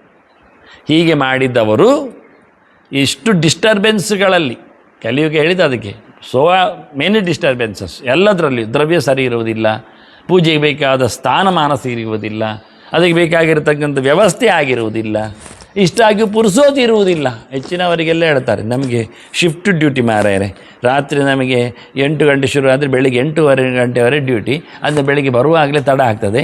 ಆದರೆ ನಾವೀಗ ಪೂಜೆಯನ್ನು ಬಿಟ್ಟಿದ್ದೇವೆ, ನಾವು ಶಿಫ್ಟ್ ಚೇಂಜ್ ಆದಾಗ ಮಾತ್ರ ಮಾಡೋದು. ಅವ್ರು ಹೇಳ್ತಾರೆ 8 ಗಂಟೆ ಅಂತ ಪೂಜೆ ಅಂತ ಮಾಡೋದು ಕೇಳ್ತಾರೆ. ಮಾಡ್ಬೋದಲ್ಲ ಕೇಳಿದರೆ, ಅದು ಬಂದಾಗಲೇ ಆಯಾಸ ಆಗಿರುತ್ತೆ, ಮೀಯುವುದು ತಿನ್ನುವುದು ಅಂತ. ಅಂದ ಕಲಿಯುಗದಲ್ಲಿ ಯಾರು ನಿತ್ಯವಾಗಿಯೂ ನಿತ್ಯನನ್ನು, ಬಿಡಲಾರದವನನ್ನು, ಏಕಪ್ರಕಾರನಾಗಿರುವವನನ್ನು, ಬದಲಾಗದಿರತಕ್ಕ ದೇವರನ್ನು ಯಾರು ಪೂಜೆ ಮಾಡ್ತಾನೆ ಅವನನ್ನೂ ನಾವು ಪೂಜೆ ಮಾಡಬೇಕು. ತೇಬಿ ವಂದ್ಯಾಹ ಅಂತಾರೆ. ಪೂಜೆ ಮಾಡುವವನು ನಮಗೆ ನಮಸ್ಕಾರ ಅರ್ಹನು, ವಂದಿತುಂ ಯೋಗ್ಯಾಹ ವಂದ್ಯಾಹ ಅಂತ.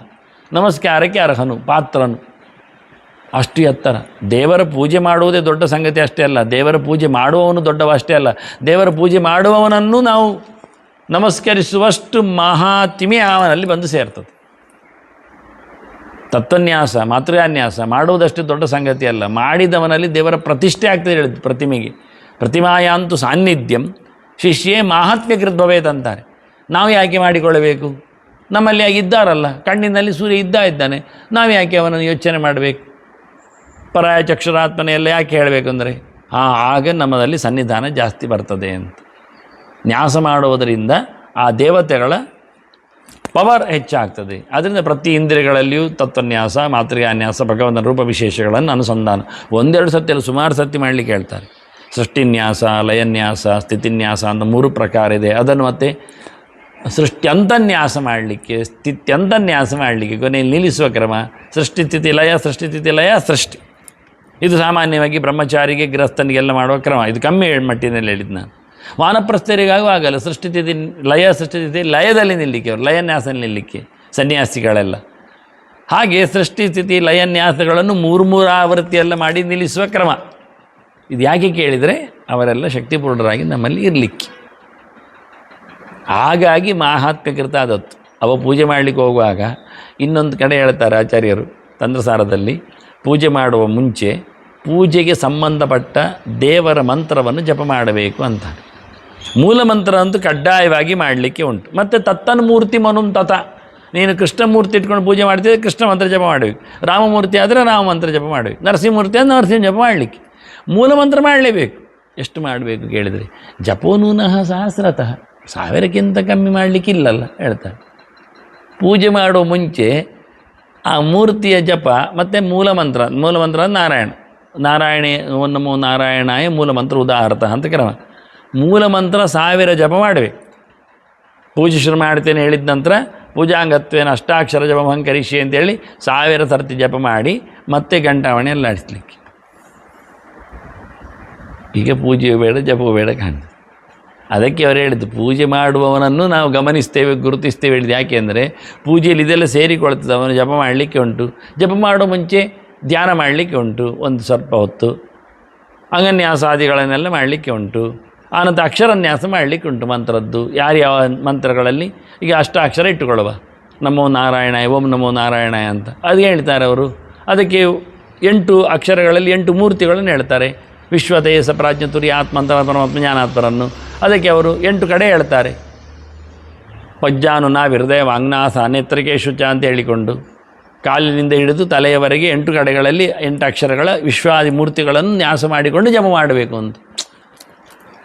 ಇದನ್ನೆಲ್ಲ ಗಮನಿಸಿ ಅರ್ಚಯಂತಿ ನರಾಹ ನಿತ್ಯಂ ತೇಪಿ ವಂದ್ಯಾಹ ಅಂತ.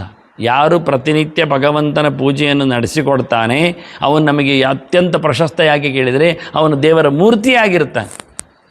ಅದಕ್ಕೆ ನಾನು ಶಾರೀರಿಕವಾದ ತಪಸ್ಸಿನಲ್ಲಿ ದೇವದ್ವಿಜ ಗುರು ಪ್ರಾಜ್ಞ ವಂದನ ಹೇಳುವಲ್ಲಿ ತೋರಿಸಿಕೊಟ್ಟದ್ದು. ತಿಳಿದವರ ಸಮಾರಾಧನೆ ಅಂದರೆ ದೇವರ ಪ್ರತೀಕವಾಗಿ ಸಮಾರಾಧನೆ ದೊಡ್ಡ ಸಂಗತಿ, ಒಂದು ತಪಸ್ಸೆ ಆಗ್ತದೆ.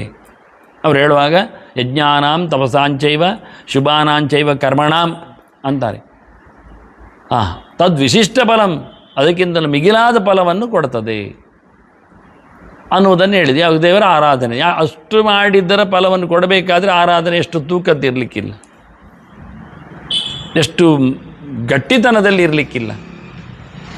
ನಾವು ಹೇಳುವಾಗ ಕೆಲವೊಮ್ಮೆ ಹೇಳ್ತೇವಲ್ಲ ಎಂತ ಅಂದರೆ ಸುಧಾಮಂಗಳದ ಊಟ ಅಂದರೆ ಅದು ಬೇಡ, ಪರ್ಯಾಯತ್ತು ಮಠತ್ತು ಔತಣ ಸ್ವಾಮಿಗಳಿಗೆ ಔತಣ ಊಟ ಅಂದರೆ ಅದು ಭಾರಿ ಗೌಜು. ಅದು ಊಟ ಮಾಡಿದರೆ ಮತ್ತೆಂದ ಊಟ ಮಾಡಬೇಕಾಗಿ ಯಾಕೆ ಹೇಳಿದರು? ಅದರಲ್ಲಿ ಬರತಕ್ಕಂಥ ವೈಭವಗಳು, ಐಟಮ್ಸ್ಗಳು, ಮಾಡುವ ಪ್ರಕಾರಗಳು, ಸೇರಿಸುವ ವಸ್ತುಗಳು. ಹಾಗೆ ದೇವರ ಪೂಜೆ ಎನ್ನುವುದು ಇವೆಲ್ಲಕ್ಕಿಂತ ಮಿಗಿಲು ಹೇಳಿದರೆ ಹೇಗೆ ಹೇಳಿ ತೋರಿಸಿ ಕೇಳಿದರೆ ಆಗ ನಾವು ಬರೆಸಿ ತೋರಿಸಬೇಕಾಗ್ತದೆ. ಪೂಜೆಗಳಲ್ಲಿ ಎಷ್ಟೆಲ್ಲ ಪೂಜೆಗಳಿವೆ. ಗಂಟಾ ಪೂಜೆಯಿಂದ ಹಿಡಿದು ಶುರುವಾಗ್ತದೆ. ಗಂಟಾ ಪೂಜೆ, ಶಂಖ ಪೂಜೆ, ಪೀಠ ಪೂಜೆ, ಕಲಶ ಪೂಜೆ, ಆವರಣ ಪೂಜೆ, ಆಯುಧ ಪೂಜೆ, ಆಭರಣ ಪೂಜೆ, ದ್ವಾರಪಾಲ ಪೂಜೆ. ನೋಡಿ, ಪೂಜೆಗಳ ಸರಮಾಲೆ ಪೂಜೆ ಎಂದರೆ ಯಾರೆಲ್ಲ ಗಂಟೆಯಲ್ಲಿದ್ದಾರೆ, ಯಾರೆಲ್ಲ ಶಂಖದಲ್ಲಿದ್ದಾರೆ. ಇವತ್ತು ಹೇಳೋದು ಒಂದೇ, ಕಲಶಕ್ಕಾಗುವ ಮಾತ್ರ ಹೇಳ್ತಾರೆ. ಕಲಶಸ್ಯ ಮುಖೆ ವಿಷ್ಣು ಗಂಟೆ ಇರೋದು ಸಮಾಜ. ಹಾಗೆ ಶಂಕನ್ ಚಂಗರಾದ ದೈವತ್ಯ ಮಧ್ಯವರು ಅದನ್ನು ಹೇಳಬೇಕು. ಆ ಗಂಟೆ ಆಗರ ಸೋಮದೇವ ಅದನ್ನೇ ಶುರು ಮಾಡಬೇಕು. ಅದೆಲ್ಲ ಇವತ್ತು ಹೇಳೋದಿಲ್ಲ. ಗಂಟವಣೆ ಆಗಬಾರ್ದು ದೇವನೇ ಹೇಳಿಬಿಡ್ತಾರೆ. ಅದಕ್ಕೆ ಸಂಬಂಧ ಅಲ್ಲ ನಿಜವಾಗಿ. ಅದು ದೇವತೆಗಳು ಬರಲಿಕ್ಕೆ, ದೈತ್ಯ ಶಕ್ತಿಗಳು ಹೋಗಲಿಕ್ಕೆ, ಗಂಟಾವಾದನೆಯನ್ನು ಮಾಡಲಿಕ್ಕೆ ಅಂತ ಉಂಟು ಹೇಳ್ತಾರೆ. ಅದನ್ನೇ ನಾವು ಹೇಳಿ ಮಾಡಿಬಿಡ್ಸೋದು. ದೇವತೆಗಳನ್ನು ಕರಿಬೇಕಲ್ಲ, ದೈತ್ಯರನ್ನು ಓಡಿಸಬೇಕಲ್ಲ. ಹಾಗಾಗಿ ಇವನ್ನೆಲ್ಲ ತಿಳ್ಕೊಂಡು ಮಾಡಿದಾಗ ಪೂಜೆ ಎನ್ನುವುದು ಅತ್ಯಂತ ವಿಸ್ತೃತವಾದ, ಅತ್ಯಂತ ಮೌಲ್ಯಯುತವಾದ ಸಂಗತಿ ಆಗ್ತದೆ ಎಂದು ಗೊತ್ತಿದ್ದೇ ಶಾಸ್ತ್ರಕಾರರು ಪೂಜೆ ಮಾಡುವವನಿಗೆ ಬಲ, ಅದು ಹರಿಪೂಜೆ ಮಾಡುವವನಿಗೆ ಎಂದು ಆರಾಧನಂ ಹರೇಹೇ ಅಂತ ಹೇಳ್ತಾರೆ. ಹರಿಶಬ್ದವನ್ನು ಪ್ರಯೋಗ ಮಾಡಿದ್ದದಕ್ಕೆ ಅವರು ಬಹುವಚನ ಹಾಕಿದ್ದು ಅದಕ್ಕೆ. ಎಷ್ಟೆಲ್ಲ ಕರ್ಮಗಳು, ಎಷ್ಟೆಲ್ಲ ತಪಸ್ಸುಗಳು ಬಗೆದ್ದು, ಎಷ್ಟೆಲ್ಲ ಯಜ್ಞಗಳು ಇರ್ತವೆ. ಅಗ್ನಿಯನ್ನು ಕಾಪಾಡಿಕೊಂಡು ಮಾಡತಕ್ಕ ತಿಂಗಳುಗಟ್ಟಲೆ ಯಜ್ಞಗಳು, ಅದರಲ್ಲಿ ಒಂದೆರಡು ದಿನದ್ದಲ್ಲ. ಬಹುಪ್ರಕಾರತ್ತು. ಒಂದು ಕಡೆಯಲ್ಲಿ ಹೇಳುವಾಗ ಸತ್ರದ ಬಗ್ಗೆ ಹೇಳುವಾಗ ಹೇಳ್ತಾರೆ, ಬಹಳ ಜನರ ದೇವತೆಗಳ ಸಮಾರಾಧನೆ, ಬಹುಭ್ಯೋ ದೀಯತೆ ಯತ್ರ ತತ್ ಸತ್ರ ಮಿತಿಗೀಯತೆ ಅಂತ. ಎಷ್ಟೋ ದೇವತೆಗಳಿಗೆ ಸಮಾರಾಧನೆ, ಎಷ್ಟೋ ದಿನದ ಮಟ್ಟಿನ ಯಜ್ಞ, ಎಷ್ಟೋ ಬಗೆಯ ದಾನಗಳು. ಇಂಥವರು ಇಂಥದ್ದು ಕೊಡಬೇಕು ಋತ್ವಿಜರಿಗೆ ಅಂತೆಲ್ಲ ದಾನ ಉಂಟು. ಅಂಥದ್ದೆಲ್ಲ ಕೊಟ್ಟುಕೊಂಡು ಮಾಡಿದರೆ ಅದು ಸತ್ರ ಆಗ್ತದೆ. ಇದನ್ನೆಲ್ಲ ವ್ಯವಸ್ಥೆ ಮಾಡಲಿಕ್ಕೆ ಇಜ್ಜತೆ ಬಹವೋ ಯತ್ರ. ಪೂಜೆಗೂ ದೇವತೆಗಳು ಭಾರಿ ಇರ್ತಾರೆ, ದಾನವೂ ಕಂಡಾಬಟ್ಟೆ ಇರ್ತದೆ. ಇಂಥ ಯಜ್ಞಗಳನ್ನೆಲ್ಲ ಮೀರಿಸುವಂತೆ ಮಾಡುವ ವೈಯಕ್ತಿಕ ಸಾಧನೆ ಇದು. ಮತ್ತೆ ಅದರಲ್ಲಿ ಆದರೆ ಋತ್ವಿಜರು 16 ಜನರು ಸೇರ್ತಾರೆ. ಹೋತ್ರಿ ಇರ್ತಾನೆ, ಅಧ್ವರಿ ಇರ್ತಾನೆ, ಬ್ರಾಹ್ಮಣ ಇರ್ತಾನೆ, ಅಚ್ಚಾವಕ ಇರ್ತಾನೆ, ಅಗ್ನಿದ್ರ ಇರ್ತಾನೆ, ಇವರೆಲ್ಲ ಬರ್ತಾರೆ. ಇಲ್ಲಿ ಯಾರಿಲ್ಲ ಪೂಜೆಯಲ್ಲಿ, ಇವನು ಮಾತ್ರ. ಆದರೆ ಪರಿಕರವನ್ನು ತಂದುಕೊಡುವವರು ಬಂದರೆ ಅವರು ಸೇರ್ತಾರೆ, ಇಲ್ಲಾದರೆ ಇವನೊಬ್ಬನದ್ದೇ ವೈಯಕ್ತಿಕ. ಆದ್ದರಿಂದ ವೈಯಕ್ತಿಕವಾದ ಈ ಕೆಲಸಕ್ಕೆ ಹೆಚ್ಚು ಒತ್ತುವನ್ನು ಕೊಡಲಿಕ್ಕೋಸ್ಕರ ಅವರು ಅದರಲ್ಲಿ ಅವನು ಬೇಕು, ಇಲ್ಲಿ ಬೇಕು ಅಂತ ಇಲ್ಲ. ಅವರು ಹೇಳ್ತಾರೆ, ಎಲ್ಲಿ ಸಮಿತ್ ಪುಷ್ಪಕುಶಾಣಿತ್ಯಾರು ಪದ್ಯಮಾಲಾದಲ್ಲಿ ಬರುವ ಹೇಳ್ತಾರೆ, ಸ್ವಯಮೇವ ಹರೇತ್ ಅಂತ. ಇವ ಬೆಳಿಗ್ಗೆಯ ಜಪ ಮುಗಿಸಿದ ನಂತರ ಕಾಡಿಗೆ ಹೋಗಬೇಕು, ಅದು ಯಾರದ್ದು ಅಲ್ಲದು. ಈಗ ಎಲ್ಲ ಇದ್ದರೆ ಸರ್ಕಾರ ಲೆಕ್ಕ, ಹಿಂದೆಲ್ಲ ಹಾಗೆಲ್ಲ ಸರ್ಕಾರ ತನ್ನದ್ದು ಹೇಳೋದಿಲ್ಲ. ವೈಯಕ್ತಿಕ ಅಲ್ಲದಿದ್ದರೆ ಅದು ಕಾಡಿನದ್ದು, ಪಬ್ಲಿಕ್ ದೇವರದ್ದು. ಸರೋವರ ಇದ್ದಾಗ ನದಿ ಇದ್ದಾಗ ನದಿ ಯಾರದ್ದು ಕೇಳಿದ ಹಾಗೆ ಹೋಗಿ ಅವನು ಮರಗಿಡಗಳಿಂದ ಪುಷ್ಪ ಎಲ್ಲ ತರಬೇಕು. ದೇವತಾ ಉದ್ಯಾನದ್ದೆಲ್ಲ ತರಬಾರ್ದು, ಯಾರೋ ಮನೆಯಿಂದ ನೆಟ್ಟಿದ್ದು ತರಬಾರ್ದು. ಅವನು ಕಾಡಿಗೆ ಹೋಗಿ ಅಲ್ಲಿಗೆ ಬೇಕಾಗಿರತಕ್ಕಂಥ ಪುಷ್ಪಪತ್ರಗಳನ್ನು ತಂದು ಮಧ್ಯಾಹ್ನ ಪೂಜೆ ಮಾಡಲಿಕ್ಕೆ. ಅಂದರೆ ಇದನ್ನು ಹೇಳಬೇಕು ಅಂತಾದರೆ ಒಬ್ಬನೇ ಅಂತ ಅರ್ಥ ಕಾಣ್ತದೆ, ಇನ್ನೊಬ್ಬರು ತರೋದು. ಈಗ ನಮಗೆ ಅಂತ ನೀರು ತರೋದು ಒಬ್ಬ ಇರ್ತಾನೆ ಮಠಗಳಲ್ಲಿ ಎಲ್ಲ. ನಾನು ಕೆಲವೊಮ್ಮೆ ಯೋಚನೆ ಮಾಡೋದು, ಸ್ವಾಮಿಗಳು ಯಾವಾಗ ಸ್ವಂತ ನೀರಲ್ಲಿ ತಂದು ಪೂಜೆ ಮಾಡ್ತಾರೆ ಅಂತ. ಎಲ್ಲ ಯಾರು ತಂದಿಟ್ಟ ನೀರಲ್ಲೇ ಮಾಡೋದು. ಅದಕ್ಕೆ ಈಗ ಉತ್ತರ ಸ್ವಾಮಿಗಳೊಬ್ಬರು ಮಾಡಿದ್ದಾರೆ, ತಾನೇ ತಂದು ಅವರ ದೇವರ ಪೂಜೆ ಅವರೇ ತರ್ತಾರೆ. ಬೇರೆ ಕಡೆಯಲ್ಲೆಲ್ಲ ಯಾರು ಅಡುಗೆ ಯಾರು ಮಾಡಿಟ್ಟ ಹಾಗೆ, ನೈವೇದ್ಯ ಯಾರು ಮಾಡಿಟ್ಟ ಹಾಗೆ. ನಮ್ಮ ಪೂಜೆಯಲ್ಲಿ ತುಳಸಿ ತರುವವರು ಯಾರು, ಹೂ ತರುವವರು ಯಾರು, ನೈವೇದ್ಯ ಮಾಡುವವರು ಯಾರು, ಗುಡಿಸಿ ಶುದ್ಧ ಮಾಡಿ ಇರುವವರು ಯಾರು. ಇನ್ನು ಕೆಲವರ ಪೂಜೆಗಳಲ್ಲೆಲ್ಲ ನಿರ್ಮಾಲ್ಯ ತೆಗೆದಿಡೋದು ಬೇರೆ ಜನ ಇರ್ತಾರೆ ಮಠಗಳಲ್ಲೆಲ್ಲ. ಅವರೆಲ್ಲ ಮಾಡಲಿಕ್ಕೆ ಇವ್ರು ಕೊನೆಗೆ ಸ್ವಾಮಿಗಳು ತಮ್ಮ ಪಟ್ಟದೇವರು ಮಾತ್ರ ಇಡೋದು ಪೂಜೆ ಮಾಡೋ ಹಾಗೆ. ಕೊನೆಗೆ ಆ ದೇವ್ರ ತೆಗೆ ಉಳಿದವರೆಲ್ಲ ಮಾಡಲಿಕ್ಕೆ, ಕೆಲವರು ಪಂಚಾಮೃತ ಎಲ್ಲ ಬೇರೆ ಮಾಡಲಿಕ್ಕೆ ಇರ್ತಾರೆ. ಹೀಗಾಗಿ ಶಾರಾಗಿ ಹೋಗ್ತದೆ. ಕೃಷ್ಣ ಮಠದ ಪೂಜೆ ಅಂದರೆ ಭಾರಿ ಕಷ್ಟದ್ದು. ಯಾರೊಬ್ಬರು ನಿರ್ಮಾಲ್ಯ ಪೂಜೆ, ಯಾರೊಬ್ಬರು ಕಲಶ ಪೂಜೆ, ಯಾರೊಬ್ಬರು ಅಲಂಕಾರ ಪೂಜೆ, ಪರ್ಯಾಯ ಸ್ವಾಮಿಗಳಿಗೆ ಪರ್ಯಾಯ ಪೂಜೆ, ಮಹಾಪೂಜೆ ಮಾತ್ರ ಆಗ್ತದೆ. ಅವರಿಗೆ ದೇವರು ಅಭಿಷೇಕ ಮಾಡೋ ಪುಣ್ಯವೇ ಬರುವುದಿಲ್ಲ. ಅವರು ತೀರ್ಥ ತಗೊಳ್ಳೋದು ಯಾರೋ ಅಭಿಷೇಕ ಮಾಡಿ ತೀರ್ಥ, ಯಾರೇ ಆಗಲಿ ಸ್ವಾಮಿಗಳು. ಅಂದರೆ ಅಖಂಡತೆ ಭಂಗ ಆಗ್ತದೆ ಅಲ್ಲಿ. ಒಂದೇ ದೇವರು ಇರಲಿಕ್ಕೆ ಹೋಗಿ ಅವರು ನನಗೆ ಬೇಕು ಹೇಳಿದಾಗ ಅಭಿಷೇಕ ಮಾಡಲಿಕ್ಕೆ ಬರ್ತದ? ಎಷ್ಟೋ ಸಮಯ ಪ್ರಾಶನ ಮಾಡುವ ತೀರ್ಥ ಅವರು ಅಭಿಷೇಕ ಮಾಡಿದ್ದಿರುವುದಿಲ್ಲ, ಅರ್ಚನೆ ಮಾಡಿದ್ದವರದ್ದು ಆಗಿರುವುದಿಲ್ಲ. ಪುಷ್ಪ ತುಳಸಿ ಅವರಿಗೆ ಮುಡಿಲಿಕ್ಕೆ ಮೂಸಲಿಕ್ಕೆ ಸಿಕ್ಕಿದಾಗ ಅದು ಯಾರೋ ಹಾಕಿದ್ದಾಗಿರ್ತದೆ. ಅದಕ್ಕೆ ಪೂಜೆಯ ಬಗ್ಗೆ ಮಹತ್ವ ಕೊಟ್ಟದವರು ಬಹಳ ಕಷ್ಟ ಇದೆ. ಅದು ಕಲಿಯುಗದಲ್ಲಿ ಅಂತಾರೆ, ಅದು ಕಲಿಯುವ ಯುಗ. ಕಲಿಯುಗ ಅಂದರೆ ನಾವೇನು ಬೇಗ ಆಗ್ತದೆ ಅಂತ ಬಂದಿರ್ತೇವೆ, ಆದರೆ ಬೇಗ ಆಗುವುದಿಲ್ಲ, ತಪ್ಪಾಗ್ತದೆ, ಸಿಕ್ಕಿ ಬೀಳ್ತದೆ, ಹೆಚ್ಚು ಕಡಿಮೆ ಆಗ್ತದೆ. ಕೃಷ್ಣ ಏನು ಹೇಳಿದ? ಶಾಸ್ತ್ರವಿಧಿ ಮುತ್ಸೃಜ್ಯ ವರ್ತತೆ ಕಾಮಕಾರತಃ ನಸಸಿದ್ಧಿ ಮಮಾಪ್ನೋತಿ ಅಂದ. ಶಾಸ್ತ್ರದಲ್ಲಿ ಹೇಳಿದಂತೆ ಮಾಡಿದರೆ ಮಾತ್ರ ಸಿದ್ಧಿ ಆಗ್ತದೆ, ಇಲ್ಲಾದರೂ 0 ಆಗ್ತದೆ ಅಂದ. ಅದನ್ನು ಪೂಜೆ ಮಾಡ್ತೇವೆ ನಾವು ಹೊರಟು ಸರಿಯಾಗಿ ಮಾಡದೇ ಇದ್ದರೆ ನಸಸಿದ್ಧಿ ಮಮಾಪ್ನೋತಿ. ಸಿದ್ಧಿ ಆಗದಿದ್ದರೆ ಪರವಾಗಿಲ್ಲ ಮಾರೇರೆ ಹೇಳಿದರೆ ನಾ ಪರಾಂಗತಿಮ್ ಅಂತಾನೆ, ನೀನು ಉದ್ಧಾರ ಆಗುವುದಿಲ್ಲ ಅಂತ ಬೈದು ಬಿಡ್ತಾನೆ ಕೃಷ್ಣ. ಅದು ಕಷ್ಟ ನಮಗೆ. ನ ಸುಖಮ್ ಅಂತಾನೆ, ನಿನಗೆ ಸುಖ ಇರುವುದಿಲ್ಲ ಅಂತಾನೆ. ನಾವು ಇಷ್ಟು ಮಾಡಿಯೂ ಸುಖ ಇಲ್ಲ ಆದರೆ, ಇಷ್ಟು ಮಾಡಿ ಉದ್ಧಾರ ಇಲ್ಲ ಆದರೆ, ಹಾಗಾದರೆ ಪೂಜೆ ಬಿಡೋದು ಒಳ್ಳೆಯದು ಆಗಿ ಹೋಗ್ತದೆ. ಇದು ಬರಲಿ ಅಂತಲೇ ಮಾಡೋದವ. ಆದ್ದರಿಂದ ಕಲಿಯುಗದಲ್ಲಿ ಮನುಷ್ಯ ಎಷ್ಟು ತಪ್ಪಿದ್ದರೂ ಅದನ್ನೆಲ್ಲ ಕಡೆಗಣಿಸಿ ಒಂದೊಮ್ಮೆ ಮಾಡ್ತಾನೆ ಅಂತಾದರೆ ಅವನು ಗ್ಯಾರಂಟಿಯಾಗಿ ನಿಷ್ಠೆ ಉಳ್ಳವ, ಭಕ್ತಿ ಉಳ್ಳವ, ಶ್ರದ್ಧೆ ಉಳ್ಳವ, ದೀಕ್ಷಿತ ಅಂತ ಅರ್ಥ ಅಂತ ದೇವರು ಹೇಳ್ತಾರೆ. ಅಂಥವನನ್ನೇ ನಾವು ಏನು ಮಾಡ್ತೇವೆ, ವಂದ್ಯಾಹ ತೇಪಿ ವಂದ್ಯಾಹ ಯಥಾ ಹರಿಹಿ. ದೇವರನ್ನು ಯಾವ ಪ್ರಕಾರದಲ್ಲಿ ನಾವು ಗೌರವಿಸ್ತೇವೆಯೋ ಹಾಗೆ ಗೌರವಿಸಬೇಕು ಅಂತ ಹೇಳ್ತಾರೆ. ಇದಕ್ಕೆ ಶ್ವೇತಾಶ್ವತರ ಉಪನಿಷತ್ತಿನ ಒಂದು ಮಾತು ಉಂಟು. ಯಸ್ಯ ದೇವೇ ಪರಾಭಕ್ತಿ ಯಥಾ ದೇವೇ ತಥಾ ಗುರು ತಸ್ಯೈತೆ ಕಥಿತಾಹ್ಯರ್ಥಃ ಪ್ರಕಾಶಂತೆ ಮಹಾತ್ಮನಃ. ಇದು ದೊಡ್ಡದಾದ ಒಂದು ಉಪನಿಷತ್ತಿನ ಮಾತು. ಯಸ್ಯ ದೇವೇ ಪರಾಭಕ್ತಿ, ದೇವರ ಮೇಲೆ ನಮಗೆಷ್ಟು ಗೌರವ ಉಂಟೋ, ಎಷ್ಟು ಪ್ರೀತಿ ಇರ್ತದೋ ಅದೇ ಪ್ರಕಾರವಾಗಿ ಗುರುಗಳಲ್ಲಿಯೂ ಇದ್ದರೆ, ಪೂಜೆ ಮಾಡಿದವನಲ್ಲಿಯೂ ಈಗ ಹೇಳಿಕೊಟ್ಟಾಗಿ ಪೂಜೆಯಲ್ಲಿ ದೇವರಿಗಿರೋ ಗೌರವ ಪೂಜೆ ಮಾಡಿದವನಲ್ಲಿಯೂ ನಮಗೆ ಗೌರವ ಉಂಟು ಅಂತಾದರೆ ಅವನಿಗೆ ಶಾಸ್ತ್ರದಲ್ಲಿ ಹೇಳಿದ ಎಲ್ಲ ವಿದ್ಯೆಗಳು ಬರ್ತವೆ ಅಂತ ಹೇಳಿಬಿಟ್ರು. ಇದು ಉಪನಿಷತ್ತಿನಿಗೆ. ತೇಪಿ ವಂದ್ಯಾಹ ಯಥ ಹರಿ ಅಂತಾರೆ. ನೀವು ದೇವರನ್ನು ಹೇಗೆ ಪೂಜೆ ಮಾಡ್ತೀರಾ ಹಾಗೆ ಪೂಜೆ ಮಾಡುವನಿಗೆ ಗೌರವ ಕೊಡಬೇಕು ಅಂತ ಕೃಷ್ಣ ಹೇಳ್ತಾನೆ. ಮಧ್ವಾಚಾರ್ಯ ತೋರಿಸಿಕೊಡ್ತಾರೆ. ಆ ಶ್ಲೋಕವನ್ನು ಹೈಲೈಟ್ ಮಾಡಿ ವೇದವ್ಯಾಸರು ಹೇಳಿದ್ದಾರೆ ಅಂತ. ಪೂಜೆ ಮಾಡುವವನಿಗೆ ನೀವು ದೇವರಷ್ಟು ದೊಡ್ಡ ಮನ್ನಣೆಯನ್ನು ಕೊಟ್ಟರೆ, ಅಂದರೆ ಅವನು ನಡೆದಾಡುವ ದೇವರು ನಮಗೆ, ಮಾತಾಡುವ ದೇವರು ನಮಗೆ, ಕಣ್ಣಿಗೆ ಸಿಗುವ ಮುಟ್ಟಲು ಸಿಗತಕ್ಕ ದೇವರವನು ಅಂತ. ಇದೆಲ್ಲ ಅರ್ಥವಾದ ಅಲ್ಲ. ಯಾಕೆ ಹೇಳಿದ್ದು ನಾನು? ಅರ್ಥವಾದ ಅಂದರೆ ಒಂದು ಶಬ್ದ ಬರ್ತದೆ ಶ್ಲೋಕದಲ್ಲೆಲ್ಲ ಹೆಚ್ಚಿಗಡೆ ಇಲ್ಲೆಲ್ಲ ಜನರು ಹೇಳ್ತಾರೆ, ಅದೆಲ್ಲ ಪ್ರೈಸ್ ಮಾಡಲಿಕ್ಕೆ ಹೇಳಿದ್ದು. ಅರ್ಥವಾದ ಅಂದರೆ ಸುಮ್ಮನೆ ಗಮ್ಮತ್ತಿಗೆ, ಹಾಗೇನಿರುವುದಿಲ್ಲ ಅಂತ. ಅಂದು ಮಹಿಮೆ ಹೇಳಬೇಕಾದ್ರೆ ಕೆಲವೊಮ್ಮೆ ಹಾಗೆ ಹೇಳೋದೆಲ್ಲ ಉಂಟು, ಹಾಗೆ ಅಂದರೆ ಪ್ರೈಸ್ ಮಾಡ್ತಾರೆ ಅಂತ. ಇಲ್ಲ, ವೇದವ್ಯಾಸರು ಪುರಾಣಗಳಲ್ಲಿ ಮಾತುಗಳಲ್ಲಿ ಸುಮ್ಮನೆ ವ್ಯರ್ಥವಾಗಿ ಅತಿಶಯೋಕ್ತಿ ಹೇಳೋದಲ್ಲ. ಅದು ಕಾವ್ಯ ಅಲ್ಲ. ಕಾವ್ಯದಲ್ಲೆಲ್ಲ ಅತಿಶಯೋಕ್ತಿ ಉಂಟು. ರಾಜರನ್ನು ಹೊಗಳುವಾಗ ಹೊಗಳಿಕೊಂಡೆಲ್ಲ ಹೋಗ್ತಾರೆ. ಏನು ಗಮ್ಮತ್ತು ಅಂತೇಳಿ, ನೀವು ಇಂದ್ರನಾಗಿ, ಚಂದ್ರನಾಗಿ, ಯಮನಾಗಿ ಎಲ್ಲ, ನಾಳೆ ಸಾಯ್ತಾನೆ ನಾಡು ಸಾಯ್ತಾನೆ ಗೊತ್ತಿಲ್ಲ, ಯಮನಾಗಿ ಅಂತ ಹೇಳಿದರೆ ಹೌದು, ಅದು ಆಗೋದು, ಒಪ್ಪಲಿಕ್ಕೆ ಬರ್ತದ? ಹೇಳಲಿಕ್ಕೆ ಹೋಗ್ತಾರೆ, ಅದರ ಪ್ರಯೋಜನ ಆಗಲಿಲ್ಲ. ಆದರೆ ವೇದವ್ಯಾಸರ ವಾಕ್ಯಗಳಲ್ಲಿ ಅತಿಶಯೋಕ್ತಿ ಇಲ್ಲ. ಎಕ್ಸಲರೇಷನ್ ಅಂತ ಹೇಳ್ತಾರೆ, ಸುಮ್ಮನೆ ಅದು ಆಗಿರ್ಬೋದು ಅಂತ ಹೇಳಿದ್ದೆಲ್ಲ ಉತ್ಪ್ರೇಕ್ಷೆಗಳೆಲ್ಲ ವಾಸ್ತವವೇ. ಯಾಕೆಂದರೆ ಪೂಜೆ ಅಷ್ಟು ಕಷ್ಟ ಇದೆ ಅಂತ, ಕಂಪ್ಲೀಟ್ ಮಾಡಲಿಕ್ಕೆ ಆಗುವುದಿಲ್ಲ. ಕೊನೆಗೆ ನಾವು ಹೇಳಿದೆನು, ಮಂತ್ರ ಈ ನಮ್ಮ ಕ್ರಿಯಾ, ಈ ನಮ್ಮ ಭಕ್ತಿ, ಈ ನಮ್ಮ ಜನ, ಕೊನೆಗೆ ಹೇಳಿದ ಅದನ್ನೇ, ಎಲ್ಲ ಸೊನ್ನೆ ಆಗಿದೆ ಸ್ವಾಮಿ, ಅದರಿಂದ ಕ್ಷಮಿಸಿಬಿಡು. ಮತ್ತೆಂಥದ್ದು ಪೂಜೆ ಪುನಸ್ಕಾರ ನಮಗೆ? ಆದರೆ ಈ ಮಾತಿನಲ್ಲಿ ಕಲಿಯುಗದಲ್ಲಿ ಕಷ್ಟಪಟ್ಟು ತಾನು ಅದು ಎಂಥದ್ದು, ತಾನೇ ಗಿಡ ನೆಟ್ಟು, ತಾನೇ ನೀರು ಹಾಕಿ, ತಾನೇ ಕಳೆ ತೆಗೆದು, ತಾನೇ ಕೊಯ್ದು ತಂದು, ಅದು ಮೀನು ಮುಂಚೆ ಕೊಯ್ಲಿಕ್ಕಿಲ್ಲ, ಮಿಂದು ಬಂದು ಕೊಯ್ಬೇಕು. ಇದೆಲ್ಲ ಕ್ರಮ ಇದೆ, ವ್ಯವಸ್ಥೆ ಇದೆ. ಇಷ್ಟೆಲ್ಲ ಮಾಡಿದನು. ಒಂದು ಹೂವಿನ ಗಿಡ ನೆಟ್ಟು ಅದಕ್ಕೆ ನೀರು ಹಾಕಿ ಬೆಳೆಸಿ ಅದರ ಹೂವನ್ನು ಕಿತ್ತು ಮಂತ್ರ ಹೇಳಿ ದೇವರಿಗೆ ಸಮರ್ಪಣೆ ಮಾಡೋ ರೀತಿ, ಇದೆಲ್ಲ ಪುಣ್ಯದಲ್ಲಿ ಸೇರುವಂಥ ಕ್ರಮಗಳು. ಇದನ್ನೆಲ್ಲ ಗಮನಿಸಿಯೇ ಇಷ್ಟು ಅಂದರೆ ಒಂದು ಪೂಜೆ ಮಾತ್ರ ಮಾಡೋದೊಂದು ಅರ್ಥ, ಮತ್ತೆಂದು ಮಾಡಲಿಕ್ಕೆ ಆಗೋದಿಲ್ಲ ಬದುಕಿನಲ್ಲಿ. ಅದೇ ದೊಡ್ಡ ಸಂಗತಿ ಹೇಳ್ತಾರೆ. ಯಾಕೆಂದರೆ ಯಜ್ಞ ಮಾಡಬೇಕಾಗಿಲ್ಲ, ಅವ ತಪಸ್ಸು ಮಾಡಬೇಕಾಗಿಲ್ಲ, ದೇವರು ಪೂಜೆ ಮಾಡೋದರಲ್ಲೇ ತಾತ್ಪರ್ಯ ಸಾಕಾಗ್ತದೆ. ಅದ್ಭುತವಾದ ಮಾತುಗಳು.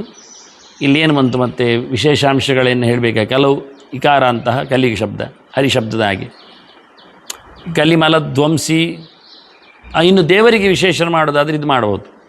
ಕಲಿಯುಗದಲ್ಲಿನ ಏನೊಂದು ದೋಷ ಇದೆ ಅದನ್ನು ಧ್ವಂಸ ಮಾಡುವವನು ಮತ್ತು ಸರ್ವಪಾಪ ಹರನು ಆದ ದೇವರು ಅಂತ ಎರಡೂ ಇಟ್ಟುಕೊಂಡ್ರು. ಕಲಿಮಲಧ್ವಂಸಿ ಚ ಅಸೌ ಸರ್ವಪಾಪ ಹರಶ್ಚ ಕಲಿಮಲಧ್ವಂಸಿ ಸರ್ವಪಾಪ ಹರ ಅಂತ ದೇವರಿಗೂ ಅರ್ಥ ಮಾಡ್ಬೋದು.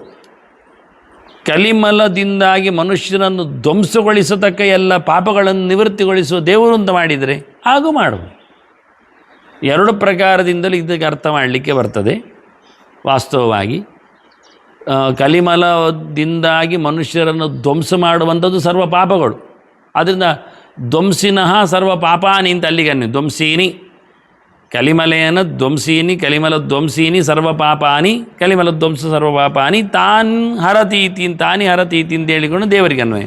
ಇಲ್ಲಾದರೆ ಸರ್ವಪಾಪಾನಾಂ ಹರಹ ಸರ್ವಪಾಪಹರ ಅಂತ ಮೊದಲು ಮಾಡಿಕೊಂಡು ಸರ್ವೇಚ್ಛತೆ ಪಾಪಾಶ್ಚ ಸರ್ವಪಾಪ ಅಂತ ಮಾಡಿಕೊಂಡು ಸರ್ವಪಾಪಾನಾಂ ಹರಹ ಸರ್ವಪಾಪಹರ ಅಂತ ದೇವರಿಗೆ ಮಾಡಿಕೊಂಡು ಕಲಿಮಲಧ್ವಂಸಿ ಅಂತವನ್ನು ಕಲಿಮಲಾನಾಂ ಧ್ವಂಸಿ ಕಲಿಮಲಧ್ವಂಸಿ ಕಲೇಹೆ ಮಲಾನಿ ಕಲಿಮಲಾನಿ ಕಲಿಮಲಾನಾಂ ಧ್ವಂಸಿ ಕಲಿಮಲಧ್ವಂಸಿ ಅಂತ ದೇವರಿಗೆ ಮಾಡಿಕೊಂಡು ಎರಡೂ ದೇವರ ಹೆಸರುಗಳು ಅಂತ ಅರ್ಥ ಮಾಡ್ತಾ ಕಲಿಮಲಧ್ವಂಸಿ ಚಾಸೌ ಸರ್ವಪಾಪಹರಶ್ಚ ಅಂತ ಮಾಡಿದರು, ಹಾಗೂ ದೇವರಿಗೆ ಅನ್ವಯ ಮಾಡಲಿಕ್ಕೆ ಆಗ್ತದೆ. ದೊಡ್ಡ ಶಬ್ದವನ್ನು, ಸಮಸ್ತ ಶಬ್ದಗಳನ್ನು ಕೊಡುವುದೊಂದು ವಿಶೇಷ. ಅದರಲ್ಲಿ ನಾವು ಸಮಾಸ ಮಾಡಿ ಹೇಳಬೇಕಾದ್ದು ಎನ್ನುವುದೊಂದು ಕ್ರಮ. ಸಚಾಸೌ ಕರ್ಮಧಾರಯ ಅಂತ ಅವರು ವಿಷಯ ಹೇಳುತ್ತಾರೆ. ಎಲ್ಲಿ ಅವನೇ ಇವನು ಅಂತ ಬರ್ತದೋ ಅದಕ್ಕೆ ಕರ್ಮಧಾರಯ ಸಮಾಸ ಅಂತ ಅರ್ಥ. ಇಲ್ಲಿ ಬಂತು, ಕಲಿಮಲದ ಧ್ವಂಸ ಮಾಡುವವನು ಸರ್ವಪಾಪಹಾರನು ಅವನೇ ಅಂತ ಬಂತು. ಸಚಾಸೌ ಸಹಚ ಅಸೌ ಅವನೇ ಅವನು, ಕಲಿಮಲ ಧ್ವಂಸಿ ಚಾಸೌ ಸರ್ವಪಾಪಹರಶ್ಚ ಕಲಿಮಲ ಧ್ವಂಸ ಸರ್ವಪಾಪಹರ ಅಂತೇಳಿ ಕರ್ಮಧಾರಯ ಸಮಾಸದ ಲಕ್ಷಣ. ಅಂತಹ ಪರಮಾತ್ಮನನ್ನು, ಹರಿಯನ್ನು, ಹರಿಶಬ್ದ ನಿನ್ನೆ ಹೇಳಿದ್ದೇನೆ. ಸರ್ವಪಾಪಹರಂ ಹರಿಂ ಯೇ ಅರ್ಚಯಂತಿ, ಅಲ್ಲಿ ಪೂರ್ವರೂಪ ಸಂಧಿ ಆಯಿತು. ಏ ಮತ್ತು ಅರ್ಚಯಂತಿ ಉಂಟು. ಏ ಅರ್ಚಯಂತಿ ಅಂತ ಸಮಸ್ತ ಶಬ್ದ ಆಗಿಬಿಟ್ಟಿದೆ. ಪೂರ್ವರೂಪ ಸಂಧಿಯಿಂದ ಅದನ್ನು ಗುರುತಿಸ್ತಾರೆ, ಹಿಂದಿನ ರೂಪಗಳೇ ಬಂದು ಹೋಗ್ತವೆ ಅಂತ. ಅರ್ಚಾಯಾಮ್ ಧಾತು, ಅರ್ಚನೆ ಶಬ್ದಕ್ಕೆ ಇನ್ನೊಮ್ಮೆ ಅರ್ಥ ಹೇಳ್ತೇನೆ. ಅರ್ಚಿತ ಮೊದಲಿಂದಲೂ ಬಂತು ಆ ಶಬ್ದ. ಅಂದರೆ ವೇದದಲ್ಲಿ ಉಂಟು ಅರ್ಚದ ಪ್ರಾರ್ಚದ ಅಂತ, ಇನ್ನೊಮ್ಮೆ ವೇದವಂತರ ಹೇಳುವಾಗ ಹೇಳ್ತೇನೆ ಅರ್ಥ ಹೇಗಿರ್ತದೆ ಅಂತ. ಈ ಅರ್ಚಯಂತಿ ನರಾಹ ನಿತ್ಯಂ, ನರ ಶಬ್ದ ನಿನ್ನೆ ಬಂದಿತ್ತು, ನೃಣಾಮ್ ಅಂತ ಹಿಂದಿನ ಶ್ಲೋಕದಲ್ಲಿ ಇತ್ತು. ಅಲ್ಲಿ ನರೌ ನರಾಹ ಅಂತ, ಅಲ್ಲಿ ನೃಣಾಮ್ ಬರುವಲ್ಲಿ. ಇಲ್ಲಿ ನರಹ ನರೌ ನರ ಅಕಾರ ಅಂತ ಪುಲ್ಲಿಂಗ. ಇದು ನರಾಣಾಮ್ ಎನ್ನುವ ಶಬ್ದದಲ್ಲಿ ಬರ್ತದೆ. ಇಲ್ಲಿ ನರಾಹ ಎನ್ನುವುದು ಪ್ರಥಮ ಬಹುವಚನ, ಇಲ್ಲಿ ಷಷ್ಠಿ ಬಹುವಚನ ನರಾಣಾಮ್ ಅನ್ನೋದು. ನರ ಶಬ್ದ ಬೇರೆ, ನೃ ಶಬ್ದ ಬೇರೆ. ನೃ ಶಬ್ದ ಎನ್ನುವುದು ಋಕಾರ ಅಂತ ಪುಲ್ಲಿಂಗ ಶಬ್ದ. ಅಲ್ಲಿ ಆರಂಭದಲ್ಲಿ ನಾಹ ನರೌ ನರಹ ಅಂತ ಹೇಳೋದು. ಅಲ್ಲಿ ನರಹ ಅಂದರೆ ಬಹುವಚನ, ಇಲ್ಲಿ ನರಾಹ ಅಂದರೆ ಬಹುವಚನ.